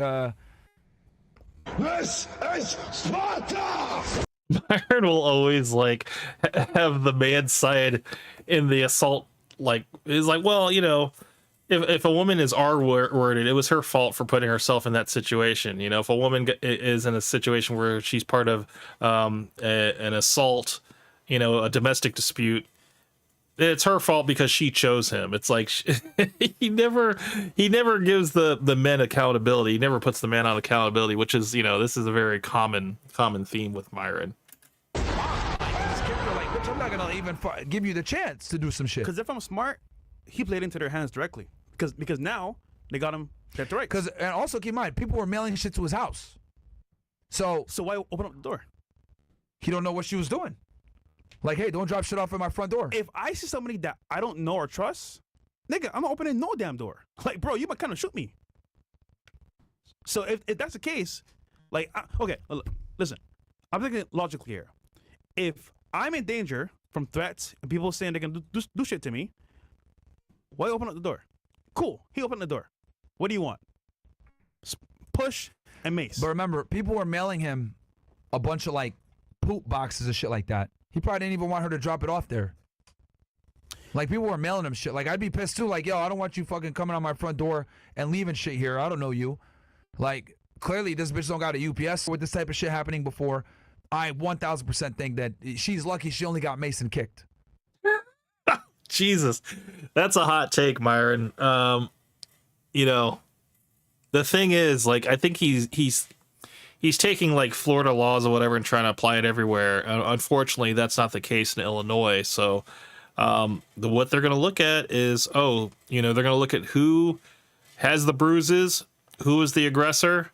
The fact that she's a woman too. I mean, there's a lot of things working in the person's favor that went to the house. Like, yeah, maybe she shouldn't have done that, but the way that this is playing out, she has mace in her eyes. She has, scratches possibly, bruises possibly, and also her phone was inside this guy's house because she had it recording and she kicked it into the house. So I mean, that's a whole nother thing. So misdemeanor. I mean, yeah, that's what it ended up being. But who's to say, if she doesn't want to try this as a civil case and take him back to court then? Be honest with you. Now, granted, I think the issue here is that he lives in Illinois. If he did this in Florida, he would have been fine. But he doesn't live in Florida. That's exactly my point. So this looks all bad for him. If he had just did what Fresh said and didn't come to the door, so what? You might get a package that has poop in it. That seems a lot better than getting arrested for assault, So my problem is she didn't forcefully attack him or in any case incite violence to him, and he attacked her first. So she stepped on his property. Doesn't matter. She didn't physically attack him. Doesn't matter. She shouldn't be there. Is there a sign saying don't trespass? No. So listen, I get it. Imagine this was a mailman that came to his door. Oh, nigga, that's different. Hold on. A mailman. Follow me here. Imagine somebody's there. He may not know why they're there, and he's triggered because of his death threats and attacks them. Isn't that the same thing? No. Or it could have been an Uber Eats driver that went to the wrong house. It could have been that too. At least, with an Uber Eats driver, they're wearing normal clothes, whereas, a postal worker is wearing a postal uniform. So that would have been a better example, but yeah. Well, not at all, because the mailman has a duty to be there. He has a right to be there. He's supposed to be there. He's fulfilling a obligation to his job. He's wearing a uniform. He's clearly a distinguished member of society that this is his job. Like, this is some random bitch showing up to his house. What if it's a surveyor? See, I'm just saying. Come on, nigga. Hold on. Come on, Fresh. Hold on. Come on, man. I know you like him, but I'm putting logic here. If someone comes to your door that you don't know, you open it and attack them, it doesn't matter if you're getting threats or not. It just matters that you hit them first. Nah. Then self-defense, man. Again, this is Illinois. He's in. So that's why we're even having this discussion. In Florida, he would have been good. But he could have like kicked that bitch, like, get the fuck out of here, and been fine. But that's not Florida. It's Illinois. But again, I think, because here's the thing, what it's going to come down to is, did he act reasonably? I think 100% he acted reasonably. No, he didn't act reasonably. That's pretty much what that is. They actually established all the facts of what was going on, and this is again on Nick's team, defense team, to show, when he shows all the death threats, all the people showing up at his door, all the people that mailed him shit, etc., it's justifiable, because people were mailing shit to his door. Like, literally, like, there's a service out there that they can mail like shit to someone's house. See, like a poop box. Here's the issue. He's probably like, bro, I don't want this shit on my front door, and open the door. Bitch, get out of here. Boom. Here's the issue. We could have our opinion all day that it's justified. In the court system, he hit her first. Now, granted, who's in the court system? People that don't like him. So what's going to happen is, it's just my point of view, you play it into their hands. Because now what's happening now is that you are now in the process of their discretion. And now that you're in their discretion, I can just say, because I don't like the guy, you know what? He had an old lady that is of this descent, and he's been saying this shit online about these people, got your ass now. That's what I'm gonna say, because I'm thinking 10 steps ahead. He played into their hands, man. 100%. No, halfway decent lawyer will be able to fight this. Halfway decent lawyer will be able to fight But they this. don't play fair, bro. And again, remember, this is a misdemeanor bullshit charge, bro. Yeah. Like, I think this was more done from a political angle to save face for the district attorney's office.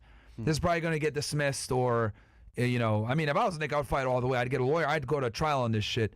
I'm not letting y'all fucking convict me of battery, even though it's a misdemeanor, and try to paint me as like some dude that just like attacked a random woman. Like, no, this bitch went to my front door looking for trouble. She posted on Facebook about it first. She clearly was there to antagonize me. She went on my property that I own and tried. Even though she posted it on Facebook first, like, I don't think Nick follows her on Facebook, so there's no way he could have known that. So that whole defense of, oh, she posted this on Facebook first, like, there's no way of knowing that, you know? Like, he literally just was ready for anybody to come to his door and, you know, just mace whoever came to this door. It could have been anybody. To start an issue. I had been getting death threats, etc. Any person given, how would a reasonable person behave? Any reasonable person would have responded to that degree, responded in that way to some degree. And she's lucky she only got kicked and a mace. I would have came out recording, not pepper spraying. But you don't know if she got a weapon or whatever, bro. That's why the first thing he did was create distance. This is why I would open up the door. I mean, I don't think he should have opened up the door. I agree with Fresh on that. I think he should have peephole, asked her, you know, what is your business here? Find that out, and then and then go from there whether it's worth, you know, going forward or not. That's basically what I think. I think once you're on someone's property, bro, like you're basically cooked. Like you have no. No, I agree. She shouldn't have been there. Period. But then your next step is to then attack. I don't know, bro. Cause that, bro. Nigga said call the police. Do you guys know what the response time is? Like for the cops in Chicago, you stupid fucks. It's late. Very late. Nigga, they're not gonna show. You call the cops, bro. They're not showing up. Are you fucking serious? Someone at your front door? Niggas got murders going on. Anyone that lives in a major city fucking knows the shit. You call the cops for something like that, response time is slow, bro. Super slow. Yeah, because it's not an emergency. That's why. There's no life threat yet. It's all potential, you know? And especially it's a man describing the situation that, oh, there's a woman at my door and I don't know who she is. Yeah, we'll get to you when we get to you. Anyone that lives in New York City, Chicago, any of these crime-ridden fucking blue cities, bro, the cops ain't showing up for a minute, man. But fuck you, Anonymous. Dude said murder. Shut the fuck up. Shut the fuck up, you bitch ass nigga. Like you don't know shit. I love when dude talking shit from an anonymous account. Isn't it funny? People are fighting about our opinions. Yeah, man. Fuck out of here, man. Oh man. Listen, bro. We can agree to disagree on certain things, man. And either way, bro, we wish him the best. You know? Yeah. Fresh could give two shits about Nick Fuentes. I'm pretty sure about that. He's like, yeah, man. He's like, you tank this platform, you know, you made my partner freaking throw it all away, burn it all down to the ground, and now he's trying to start this second podcast with you. It's just like, yeah. The fact that Fresh can say that, he's just like, yeah, screw this guy. I would fight if I were him. He's in the right, bro. I think she shouldn't have been there in the first place. Yeah, fuck that but bitch. His response to it was not the best response. Just to be fair, I think, because violence without violence back to you is kind of like an L, because now you're the one that started violence, and it's a woman, bro, and she's of that descent. Oh man, see, the problem is, bro, is they're gonna frame it. I know they're gonna frame it as she's like this, she's old, you pushed her and you maced her. Oh hell no. And we know how they think, so you just played it right into their hands. Like, oh, we got you now. But I mean, it is a misdemeanor, so gotcha, bitch. Maybe not that bad, but yeah, I think men. I think you have a right to defend your home. Also, I don't like hitting women. Period. So that's my stance on that. I will never hit a woman. Now, if she's gonna attack me, that's different. But if she's not attacking me, then record. What do you want? I'm recording you right now. What do you want? Cool. Nothing. Goodbye. Or just keep the door closed. It's self-defense. look, look at Myron's face. He's just like, you little bitch. He's like, you would handle that like a freaking female walking out there with your phone. What do you want? I'm recording. Like his eyes just squinting. Like, God, I hate how beta freaking fresh is. That's literally what he's thinking. You can tell. Nigga, how did she hit him? Hold on. People are gonna have their views, bro. It's fine. They're saying L Myron in the chat too, which is fine. Niggas are gonna have their views. It's fine. Tell me logically, dumbass, if someone's not attacking you, how's that self-defense? Please, Google what it means as self-defense, and then you tell me if someone just standing there not attacking you, is that self-defense? It's not, because now you're the aggressor. You attacked her first, so what are you, the aggressor? Like, they could, like, are you retarded? Like, what the fuck? No, Yeah. I'm just saying though, bro. Like, Yeah, thank you, Fresh, for laying that out for us. We this is brand new information that we didn't know. Thank you, Fresh. like, anyhow, we'll see what happens in the future. But I think he played into their hands, honestly. So, all right. We got the All right, so the next story that we're going to talk about is well, hold on. I think we already talked about the whole Coffeezilla and Hawk to a Girl thing. Let me go back to my list here. Let's see. Yeah, so they exposed the Hawk to a Girl for that. Let's keep going. Or maybe, no, I'm sorry. Maybe it's on Reddit. That's what I'm thinking about. Let me go back here. So let's see. Myron's racist friends are mad at him for attacking Pamela Anderson in the blonde white woman look. Okay, so yeah, this was another thing I had saved here. So Myron, here, let me zoom in on this so you guys can see this. All right. So Myron says the wall is unfucking defeated. Women truly do age like milk, especially white blondes. Ladies get married and have children before it's too late. This woman was an icon of the 1980s and 1990s Baywatch. Then it has, Pamela Anderson in her prime on the show Baywatch, and then it has her right now as a 60-year-old woman. And, I'm going to be completely honest, man, she doesn't look that bad. I mean, she looks like a 60-year-old woman. I mean, it is what it is, man. But so that's like, I don't know. Hold on. I think that might be might be it. Oh, somebody replied to Myron. It's like, I hate white women. I'm Sudanese, by the way. It's just the angry face, the blood coming out the eyes. And then somebody replied, people get older. Shock, horror. And then Myron says, take the cape off. She's not going to fuck you. And it keeps going. She's almost 60-year-old. You're sub-Saharan. Okay. He's like, better stick with your own race then. That's why they're talking to Myron. And then bro is never beating the 80 IQ allegations. And then of course, these are a lot of white people, of course, that are coming out in support of Pamela Anderson. That's their icon. Reeks of anti-white resentment. No surprise coming from someone like you. And then someone said, you're literally Sudanese. Like, that's that's. And then they have she looks better than your native men at 50. And then damn, that was tough. And then Marie said, unfortunately for you, white 60-year-old women have higher SMV than guys who look like you in every country on earth, including whatever third world place your ancestors came from. That's why white 60-year-old women visit places in Africa for sex tourism. I thought that was crazy. And let's see. If you hate white people, especially white women, you could just say that. Which, we know he likes the white women. Anti-white racist idiot. And let's see, I think that I want to say that's this is the last one. You're Sudanese, you hit the wall at birth. Oh man. And then let's see, she looks better than a sub-Saharan or baklava munching sand n-word will ever be. And then you'll be going on that boat too. And then the last one was thinly veiled anti-white post from mystery meat brown thing. And that's the thing. It's like you can't be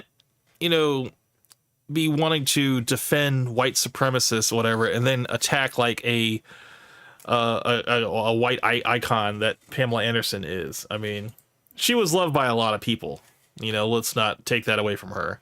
But yeah, it's just like, you know, people are gonna cape for Pamela Anderson because, you know, she's an icon. So I thought that was kind of messed up. Let me think. I don't think there's anything else. Let's see. I don't know. We gotta go further up. Okay, so this is a 54-second video of Myron getting triggered. And I think this was just someone didn't recognize who he was. Oh yeah, this is they're still talking about the Hawk Tua thing. This is the Coffeezilla. I think, yeah, Coffeezilla isn't in this space, whatever, but it's just after he did the video. Oh, now I'm a nobody, but you knew who I was before. You knew who I was before. Who the fuck are you? Look at you. Who are you? Look at you. Look at you. Emotional. Faggot. You're doing 53 million. Calling everybody names, calling her a hood. Okay, maybe she is a hoe. No. I'm just calling you a faggot right now. That's what I'm doing. Faggot. Yeah, because he's a mouth-breathing retard and doesn't understand how microphones work. Educated on this shit. Look at this guy. Not educated on Look at this guy. How about you get a microphone, dumbass? How about that?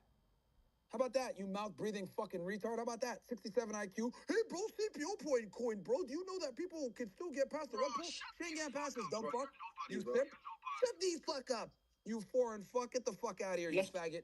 I'll cook your dumb ass all day. Who the fuck are you?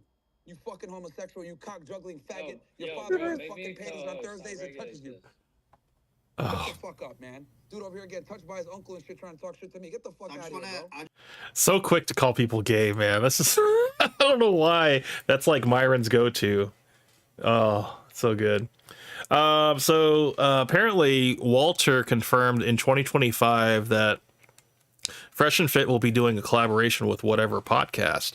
So someone did an amazing photograph. Oh, hold on. Let me back it up. Of so you got Myron here. They did a really good job, actually. Myron in Brian's seat here, and then they got Fresh in the back, of course. You know, in his usual position. That's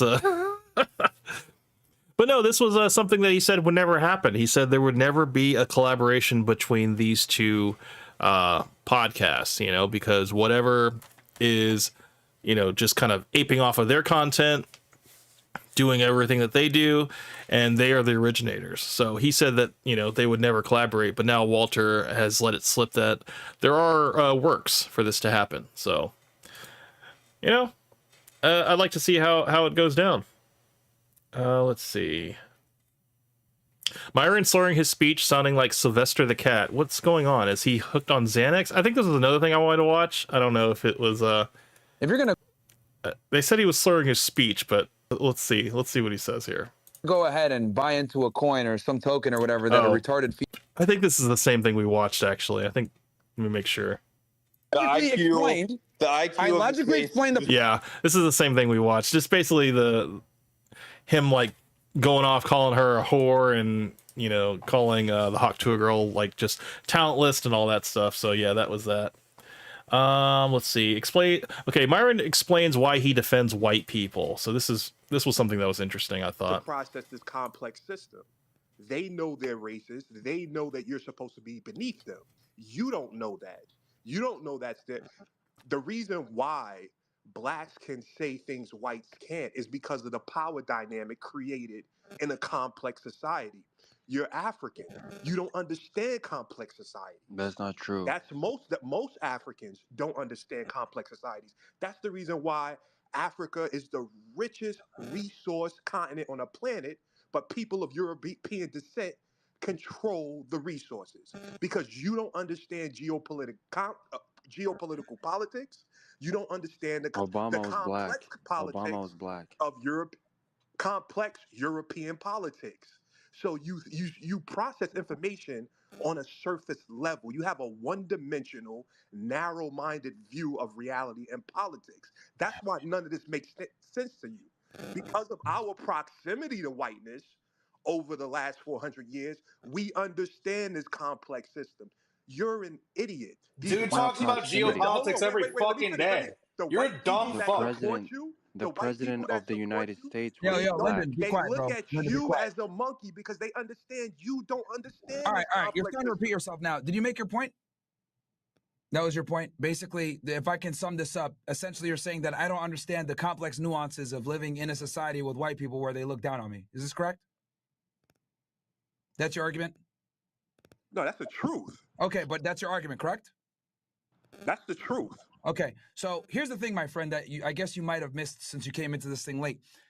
I don't care what white nationalists or white supremacists think. I don't care to get their validation. The only thing I care about is adhering to my principle, which is what? Free speech absolutist. So what I've noticed, again, is that people like you are able to come in and talk about white people in a poor fashion and no one says anything about it. You can call a white person a cracker and no one's going to look at you and say, you're a racist or you're not going to lose a job. No one's really going to give a fuck. However, if a white person comes in and says, you're a stupid nig, there's going to be some problems there. And I've noticed that there's this disparity. Now you're saying, oh, well, that's because we live in a complex society and you don't understand complexity of society. Look, bro, I'm not here to talk about the nuances and the complexities. I'm here to talk about the First fucking Amendment, all right? This country was founded upon freedom of speech. And what I've noticed is the people that founded this country, white males, cannot express their very amendment that they created and they fled England to avoid. So again, freedom of speech is important to me. If that means I have to align with people that I disagree with to protect their freedom of speech, I will do that. I've done that for idiots like Hassan Abi. I've done that for faggots like Ethan. Explain something to you, Myron. What the propaganda that you're spewing right now is white liberal propaganda. That's the straw man that white liberals create for white conservatives to fight against, to knock down. You're saying the very thing freedom of that's speech is propaganda? You're saying the very thing that's freedom of speech propaganda? Listen to what I'm saying. This is what I'm saying. Yeah, unfortunately, there's going to be a lot of talking past each other on this one. The points that Myron is making is that, yeah, I don't have to agree with it to support the free speech. And the guy is like, yeah, but you don't understand that the free speech is harmful. And Myron's like, I don't see how speech can be harmful. And that's the disconnect here. You only process information on a surface level. Nigga, answer the question. Also, I'm going to just knock you down because niggas don't want to listen to you talking here all day. All right? Saying a Cornell West lecture. So I'm asking you, are you implying the First Amendment is propaganda? Because that's what I stand for, is the First Amendment and freedom of speech. You're saying that's propaganda? No, I'm saying you're an idiot and you don't understand. You're so far behind. Get the fuck out of See? here, bro. This nigga's on my nutsack. See how quickly like a conversation can completely just dissolve as soon as you start throwing out insults. It's like if the guy had just not been so emotional about however he felt about Myron and just about the actions of Myron, he probably would have been able to get some more points off. But that's where he just hit a brick wall because he just got too emotional, unfortunately. And you know, Myron, he's the kind of person that is like, yeah, he will crash out, he'll get emotional and stuff like that, but when he sees that somebody else is losing ground, then he can kind of like understand that he is winning this argument. And he also has the power to boot somebody out if he needs to. He's putting comments on all my shit. He's literally trying to sit here and say the First Amendment. You're a fucking dumbass, bro. You're literally a retard. You must think this is Canada or some shit, Can man. we clear something up for this guy real quick and for most people? Yeah, so that was I don't know. He defends white people because he defends their freedom of speech. He doesn't necessarily have to agree with it, which he said this before. He says, look, I don't have to believe in what you do to be in your corner. Like he said the same thing about Andrew Tate as well. Andrew Tate and Tristan Tate. He's like, look, depending on whatever they've done, whatever, you know, however they run their business and stuff like that, whether they're guilty or not, he is willing to put all of that aside because he's still loyal to them as a friend. He doesn't have to agree with what you do on how you get your money and stuff, but that was, you know, that was his thing. Let me see. I don't know if there's anything else that I got. Let me make sure. Let me go back to my YouTube here because I had a few things here. Let's double check here. I think I saved it. Did I save it for videos to watch later? That's what it was. Make sure. Talk to a scam. Oh, maybe that was it. Holy crap, did we make it through all of my videos? I think I did. Let's hold on, let me make sure. Whoops. Let me make sure. I think we did. I think we made it through all. Let's go back. The huge scam, Penguin Zero. Nick Fuentes. Oh, so I don't know. I think this was too lazy to try. I didn't want to talk about this. He was talking about how the two hosts of Fresh and Fit are starting to like do a lot more of the passive aggressiveness towards each other, and in terms of like miring and ignoring Fresh when they're on the show with the girls and stuff. And I wanted to kind of watch this. This is by Too Lazy to Try. I thought this was a really good video. Yeah, it's pretty good. Let me make sure the volume is okay. But yeah, some people will say this guy's a hater when I don't think he's a hater. I think he's just presenting facts. He does it in a very cool way. But yeah, this is it. Fresh and Fit just continue to get more out of control by the day, and you tell these two are definitely getting sick of each other. They make it so obvious. I mean, now sometimes on the show, Myron will just completely ignore Walter. It's so embarrassing. Like, Walter will try to chime in and ask a question or say something, and Myron just acts like he doesn't even hear him, and he tries to move on. It's brutal. Like, Myron, if he could, he'd probably just mute Walter's mic and let him talk to himself. Oh, I'm waiting for that to happen one day, where where Myron plays it off after he like mutes his mic, Walter's mic. That he just plays it off as like, oh, maybe there was a cord that was kicked out from underneath, or maybe some technical difficulty. But yeah, we'll get it back online, or whatever. And then he just never gets his mic to connect. I think that'd be funny as hell. Someone asks, "Where's Fresh's kid?" All right, I think it's time to. Yeah, MJ came in first, and then I think it's time to draw came second. my kid. The picture. You had 13 correct answers. You guys want to see it? My kid? I'll show you my kid. How many did I have? Or no, she had 12. I won. So she won. Congratulations. Okay, did I want to see my kid? Yes. Damn, I've been alright. doing a lot of work, so I would hope some of the information kid, but sticks in my never head. Oh. All right. How many slices are left? Right there, man. I want to. What would be so funny is that Fresh's mic is connected to the audio, but nobody's connected to Fresh's audio, so they can only hear each other, and they can hear like the clips and stuff, but they can't hear Fresh's mic. That would be hilarious if that's what happened. You know that Fresh isn't a technical guy like that. Myron could set up the show, since that's their thing, that they could have set it up like that. That would be hilarious. Can you repeat? All right. Because it's not just Myron that isn't listening to him. There's like all the girls are ignoring him too. So I think it might be, there might be a case to be made here that possibly Fresh's mic doesn't go into their headphones. So like nobody can hear him talk. They can only hear Myron speak. I think that'd be hilarious. 3, 2. If that was the actual case. Throw him up. Can you repeat? Good. Nice. Okay. What's the question again? Is that 5? I could barely see that. A minus 3 equals 5. Okay. I was just making sure. I had to write it out for my pizza. Yeah. 8 slices And and then, 3. let's see if we get that. I mean, I used to work there, so I know. Where'd you work at? Yeah, so I think Myron just tries to tune him out most of the time now. Like, he doesn't care what Walter thinks anymore, because he also knows that Walter hates when he rants about the Jews. He's made it clear a bunch of times during the show that he wishes Myron would slow down with the Jew talk. But Myron never seems to listen, which makes it so funny, because whenever he starts ranting, you can see Walter be like, oh no, here we go again. It becomes like physically like uncomfortable. You can be like, he'll start like messing with his necklace. He'll start like grazing his beard and stuff. Just all these little like coping things that he has to do to like make himself more comfortable. This always happens whenever Myron goes on his rants. Like recently, right after one of Myron's rants, Walter had to be like, listen, I love the Jews. I love everyone. I don't hate anybody. Because Walter's more nervous about losing money and opportunities, which apparently they've already lost plenty of. But Myron, he just doesn't seem to care. He's going to say whatever he wants. But even Rumble, the platform where they post their more controversial content, that's starting to become. I posted this in the last video that Rumble is changing their terms of service to where you cannot be offensive to any online community, including racism, anti-Semitism, and hatred. And any material that promotes or incites violence, You know it, and then now they have it. Where does it say? Included, not limited to Antifa groups and persons affiliated with Antifa, the KKK, and white supremacist groups. So yeah, I think Myron is cooked, man. Like he is going to have to either tone it down, or he is going to have to find another alternative platform to spew his show.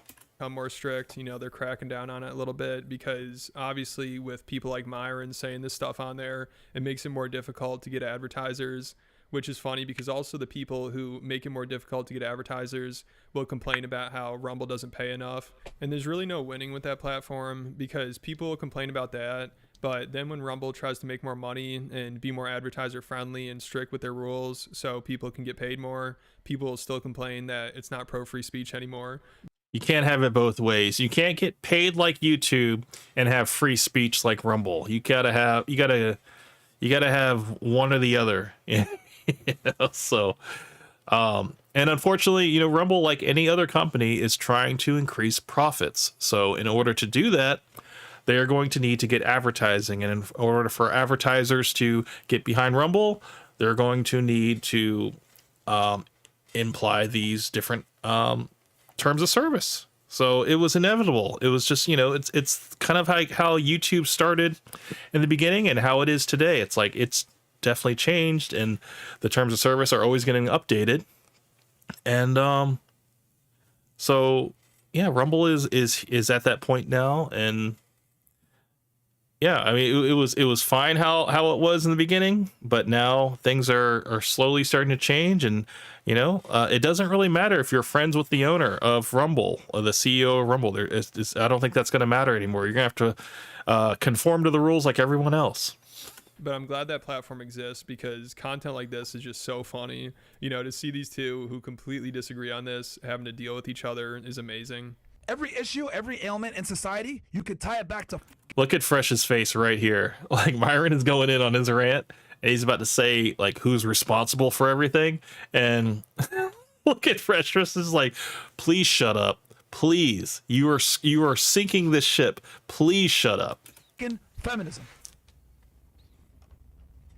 Every single one. Feminism. Who pushed feminism? The fucking Jews. Gloria Steinem, etc. Who pushed homosexuality? The Jews. See, these are the conversations they don't want you to hear. Who started feminism? All the isms? Communism, feminism, Marxism, socialism. Who always starts it? The dreidel spinners. So, anyway, we'll continue on. Oh, man. I just want to say, I love all my Jew friends. I love Jews. I love everybody. And I don't hate nobody.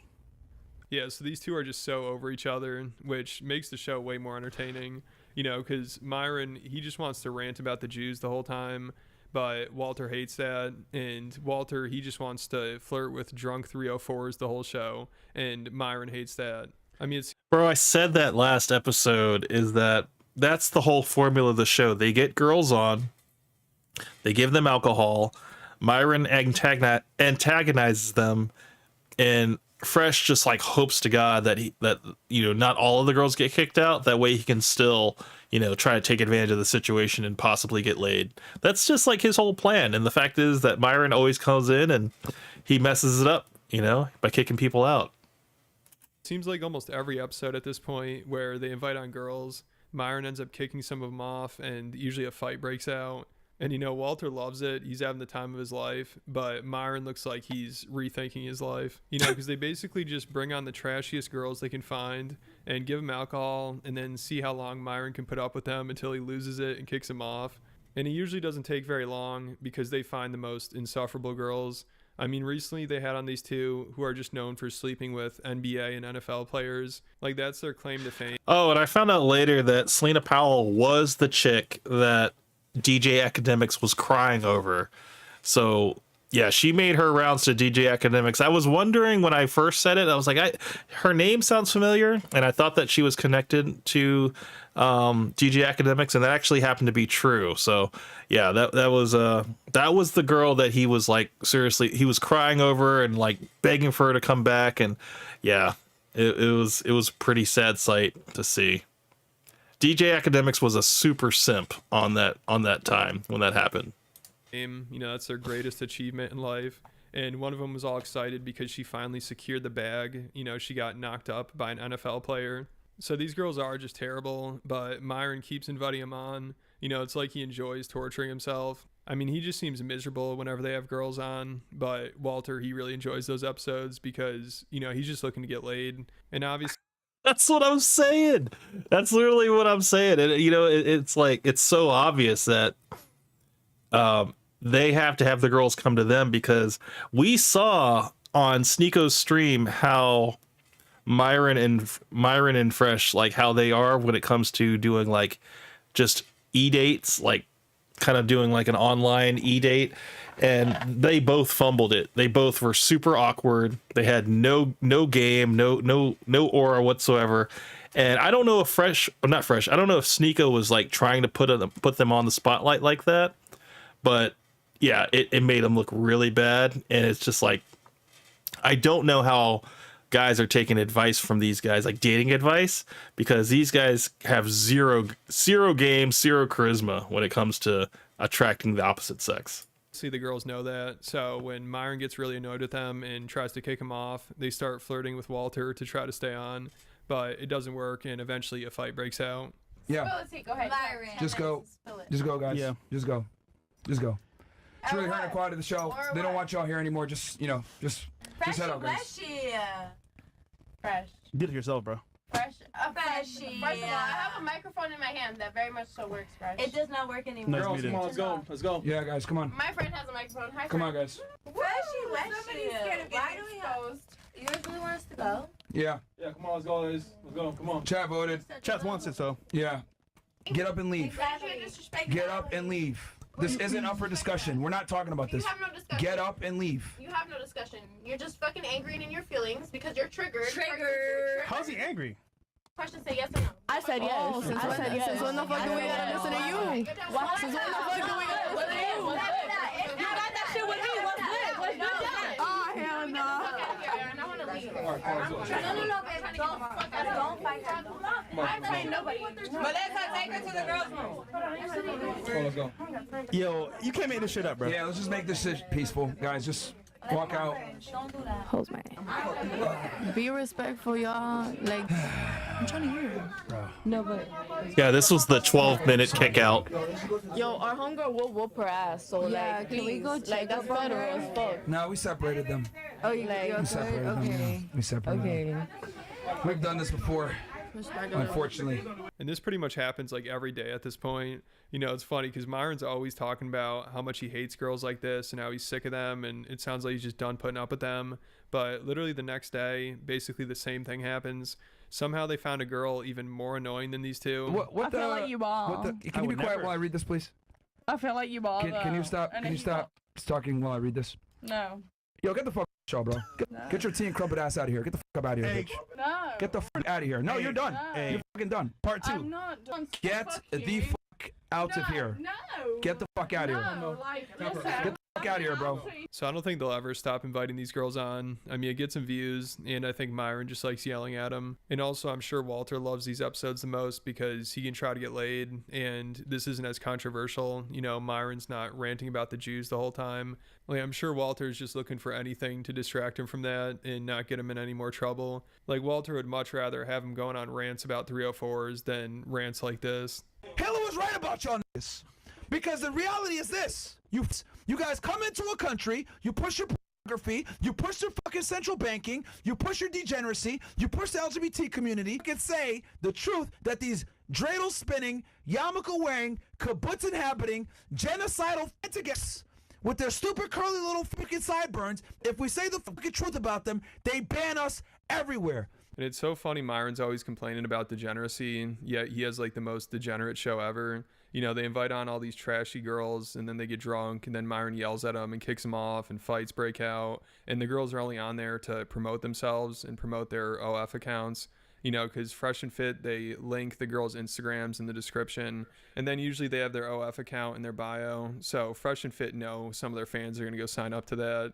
And this was pretty wild. Recently, they had on a teacher who also does OF, a middle school teacher, and they start talking about her account. This and they're was- mentioning the name of it, and they're like, "Man, This was so messed up because this is where Fresh had to make the comment about the teacher messing around with her students. And she's like a middle school teacher. So come on, Fresh.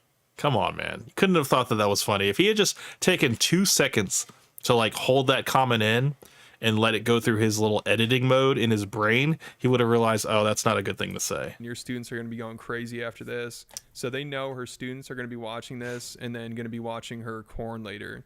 So I don't know how you could say this isn't promoting degeneracy. And then if that's not enough, Walter literally asks her if she's ever hooked up with one of her middle school students. And as soon as he says that, everybody cringes and they're like, "Man, did he really just say that?" And you can tell Myron's thinking, "I can't believe this guy's my co-host." But that's Walter for you. You know, he just doesn't think before he talks. And it's just crazy that Myron will complain about people promoting degeneracy. Meanwhile, this is what his podcast is like. My name is Lux, aka the Glizzy Gobbler. Yeah. Holy shit. Listen, at least I admit it. Hold on. Keep it real. You saw her outside, you'd be like, "Oh, cute little black girl. So sweet, Yeah, I so wouldn't have seen nice." it. Gobbler. Glizzy Gobbler. Glizzy Gobbler. God Yeah. damn. She's that throat goat. Wow. She's like glizzy Okay, throat that's what I goat. was saying, not throat goat. At one time, Yeah, one time. One? Yeah, only one at a time. Oh, I've had okay. like 3 up in my throat at the same time. More, That's crazy. Yo, Chris the one Kids, more though. than a day, though. Chris the Yeah. Kids. Wait, hold on. What grade do you teach? I do middle school. Oh, those kids are watching right now, Yeah, punching air right now. suspension for middle Yo, the school. kids Those though, kids bro. out here on Twitter I right feel now. like you're not going to be teaching much longer after this. I feel like that's done. You ever sucked off a student? Hey, You're middle school. Fresh. Come on, man. Ugh. Like look at Myron's like reaction to this. He's just like, "What the fuck did you just say, Fresh?" God. Like no filter at all. I saw You can see, like, Myron is like frozen. The only thing that moved was his eyebrows. He's just like, "What?" Oh man. Oh, I mean, yeah, Myron says some fucked up shit, but Fresh says like just idiot. Like he's a kid. He's just a kid at like this, and his comments, man. It's just like, come on, man. Suck one of my teachers off. That's an L. Oh, that's not Okay. Fresh, bro. Hey, I'm just curious, bro. Okay, never mind. Never mind. Let's move forward. What about you? Yeah, the whole air in the room is weird now because he asked that. It's like, come on, Fresh. Jeez. So this podcast is just a mess, and Walter complains about how Myron's costing them opportunities for saying controversial shit, but he's really not helping either with this kind of stuff. And you know, Myron after this is probably like, "Well, dude, if you're gonna be saying outrageous shit like this, then I'm gonna be talking about the Jews more." So these two are just perfect for each other, and it's so funny to watch. But let me know what you guys think, and if you enjoyed this video and want more fresh Yeah, and fit videos shout from out me, to, make sure you check out my Patreon account. There are a bunch up there. Shout out to Too Lazy to Try, man. This guy's always putting out good videos about like the red pill, and it's just this shit's mad entertaining. But yeah, so honestly, guys, I don't think I have anything else. Let me make sure, because you know I always find stuff that I missed that I'm like, oh well, I gotta wait till next show. Let's see. Let me make sure. Oh, okay. So you guys remember last week when I was talking about how Myron was sending out leads for people to, if they wanted to fight, he was giving like addresses, you know, for people to pull up and stuff, but they had to read like 2 pages out of Dr. Seuss's Cat in the Hat in order to determine whether they have the mental capacity to fight him or not. So this I want to say she's a P-star. Her name is Baby Gemini. Let me zoom in on this. Yeah, let me see. Oops. Okay. So Baby Gemini, and I'm not gonna say this. I'm pretty sure you guys can read it. Let me make sure. Okay. So she says, "I am sucking blank." Oops, I messed it up. Let me see. How do I scroll over? Yeah, there we go. Oops, there we go. So she's doing. She's gonna suck people for payment after she gets that video of the person who was pulling up to Myron And God damn it, why do I keep doing that? Let me zoom out. Might be easier. I keep doing it. Here we go. Let's go back. Go back. Okay. So what she says, I know there is a young N-word in Florida who will take kitty cat as payment to beat the living shit out of Myron Gaines. And then she said, I am sucking blank too. Payment is received after I get that video, and I'm not joking. I'll even record it for the world to see. And I'm sure there's a whole legion of simps that like saw this post and they were just like, hey, I'll do it for that, whatever. So yeah, Myron has to worry about these simps, you know, trying to get this porn star to get her to get her payment because she put a bounty on his head. I guess since yeah, this is, well, where are we at? We're at like 2 hours and 21 minutes. Let me see. I think there's one more thing here. It seems like Myron wants to get banned even more. And then they say, clearly this is baiting and trying to get engagement, but the problem with that is he actually means it.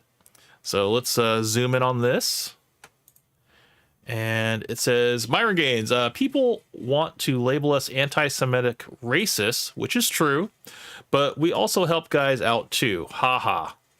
And then this guy, G. Novati, he says, what Fresh and Fit has contributed to society? Myron and Fresh have been under a lot of heat over the past 3 years with over 400 hit pieces done on them. So about time a positive review has been done on the boys and on what they brought to the space. And I don't think there's anything else to it. I think there was just somebody saying, you know, like, hey, maybe we could probably see if we get something positive put out about these guys. But these, everything, even in Myron's response, you know, he's like, you know, people label us as racist, anti-Semitic, which is true. So it's like, I don't know, man. It just seems like even when somebody's trying to say something good about them, Myron finds a way to backstep the whole thing. Let me make sure. I think that might be it. Let me see. Yeah. So that is it, guys. We have reached the end of the stream. I think there's one more thing I want to show you, and this will be kind of a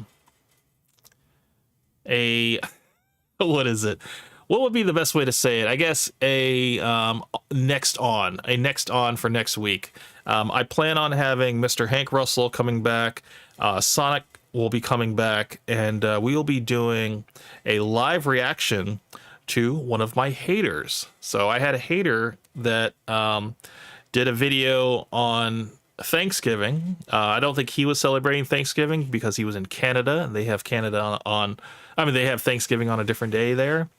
But he did a video on Thanksgiving, and we're going to do a live reaction to that. But I did clip a little clip off of another video he did where he was hating on me, and it just kind of made me think about what Myron said. So Myron, basically the title of this video is Myron was right about haters. And let's go to it real quick.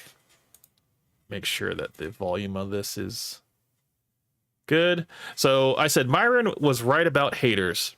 They are the best free advertising you could ever want. So let's listen to this. It's only 1:14. This is what we're going to close out the stream with. You know, basically what I was telling people is that it's 2025 and you can do one of three things on YouTube. You can choose to hate, right? Because there's all type of content creators that all they do is hate on other individuals, right? That's their whole platform. In fact, you can go look up Camp Hustle 1. I like how he said my name twice to make sure everybody got it. Thank you. And his whole working model is to hate on another individual. And mainly he hates on the Fresh and Fit podcast. And I, in the past 2 or 3 months, have kind of been watching and listening to Fresh and Fit a little bit more than I usually have, because now I'm kind of in the same space as they are doing podcast long form discussion.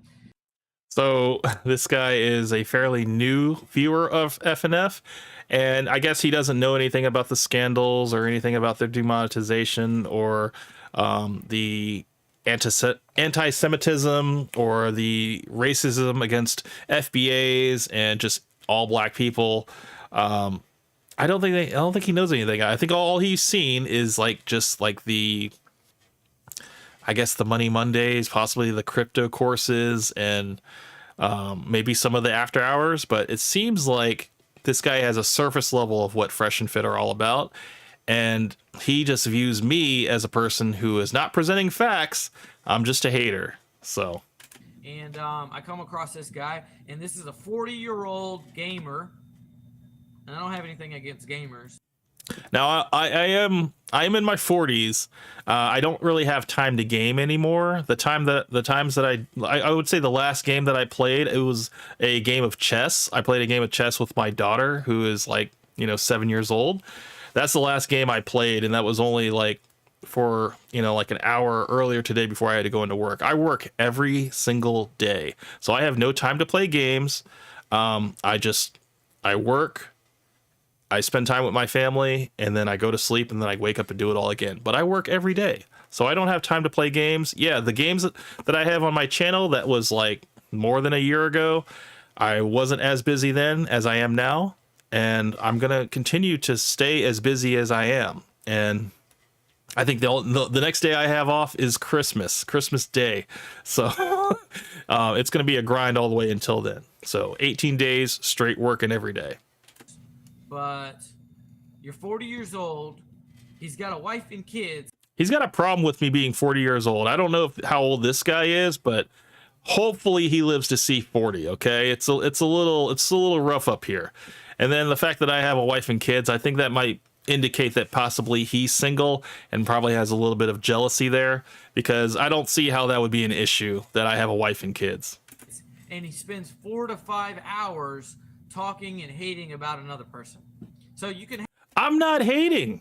I'm not hating on anybody. All I'm doing is just presenting facts. Okay, that's all I've ever done. And I think I said, even from the viral video that I was in with Fresh and Fit, that I don't hate these guys. I want them to be successful. I even acknowledged how successful they were even after the demonetization.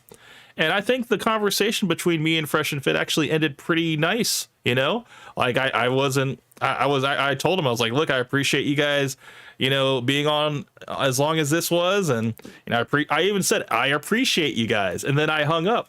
There was like no bad blood between us, The only thing that I've brought up is just the scandals, and like I highlight other people and other things that go on, and it just happens to be that Fresh and Fit happen to have a lot of controversy. I think that's how they stay relevant.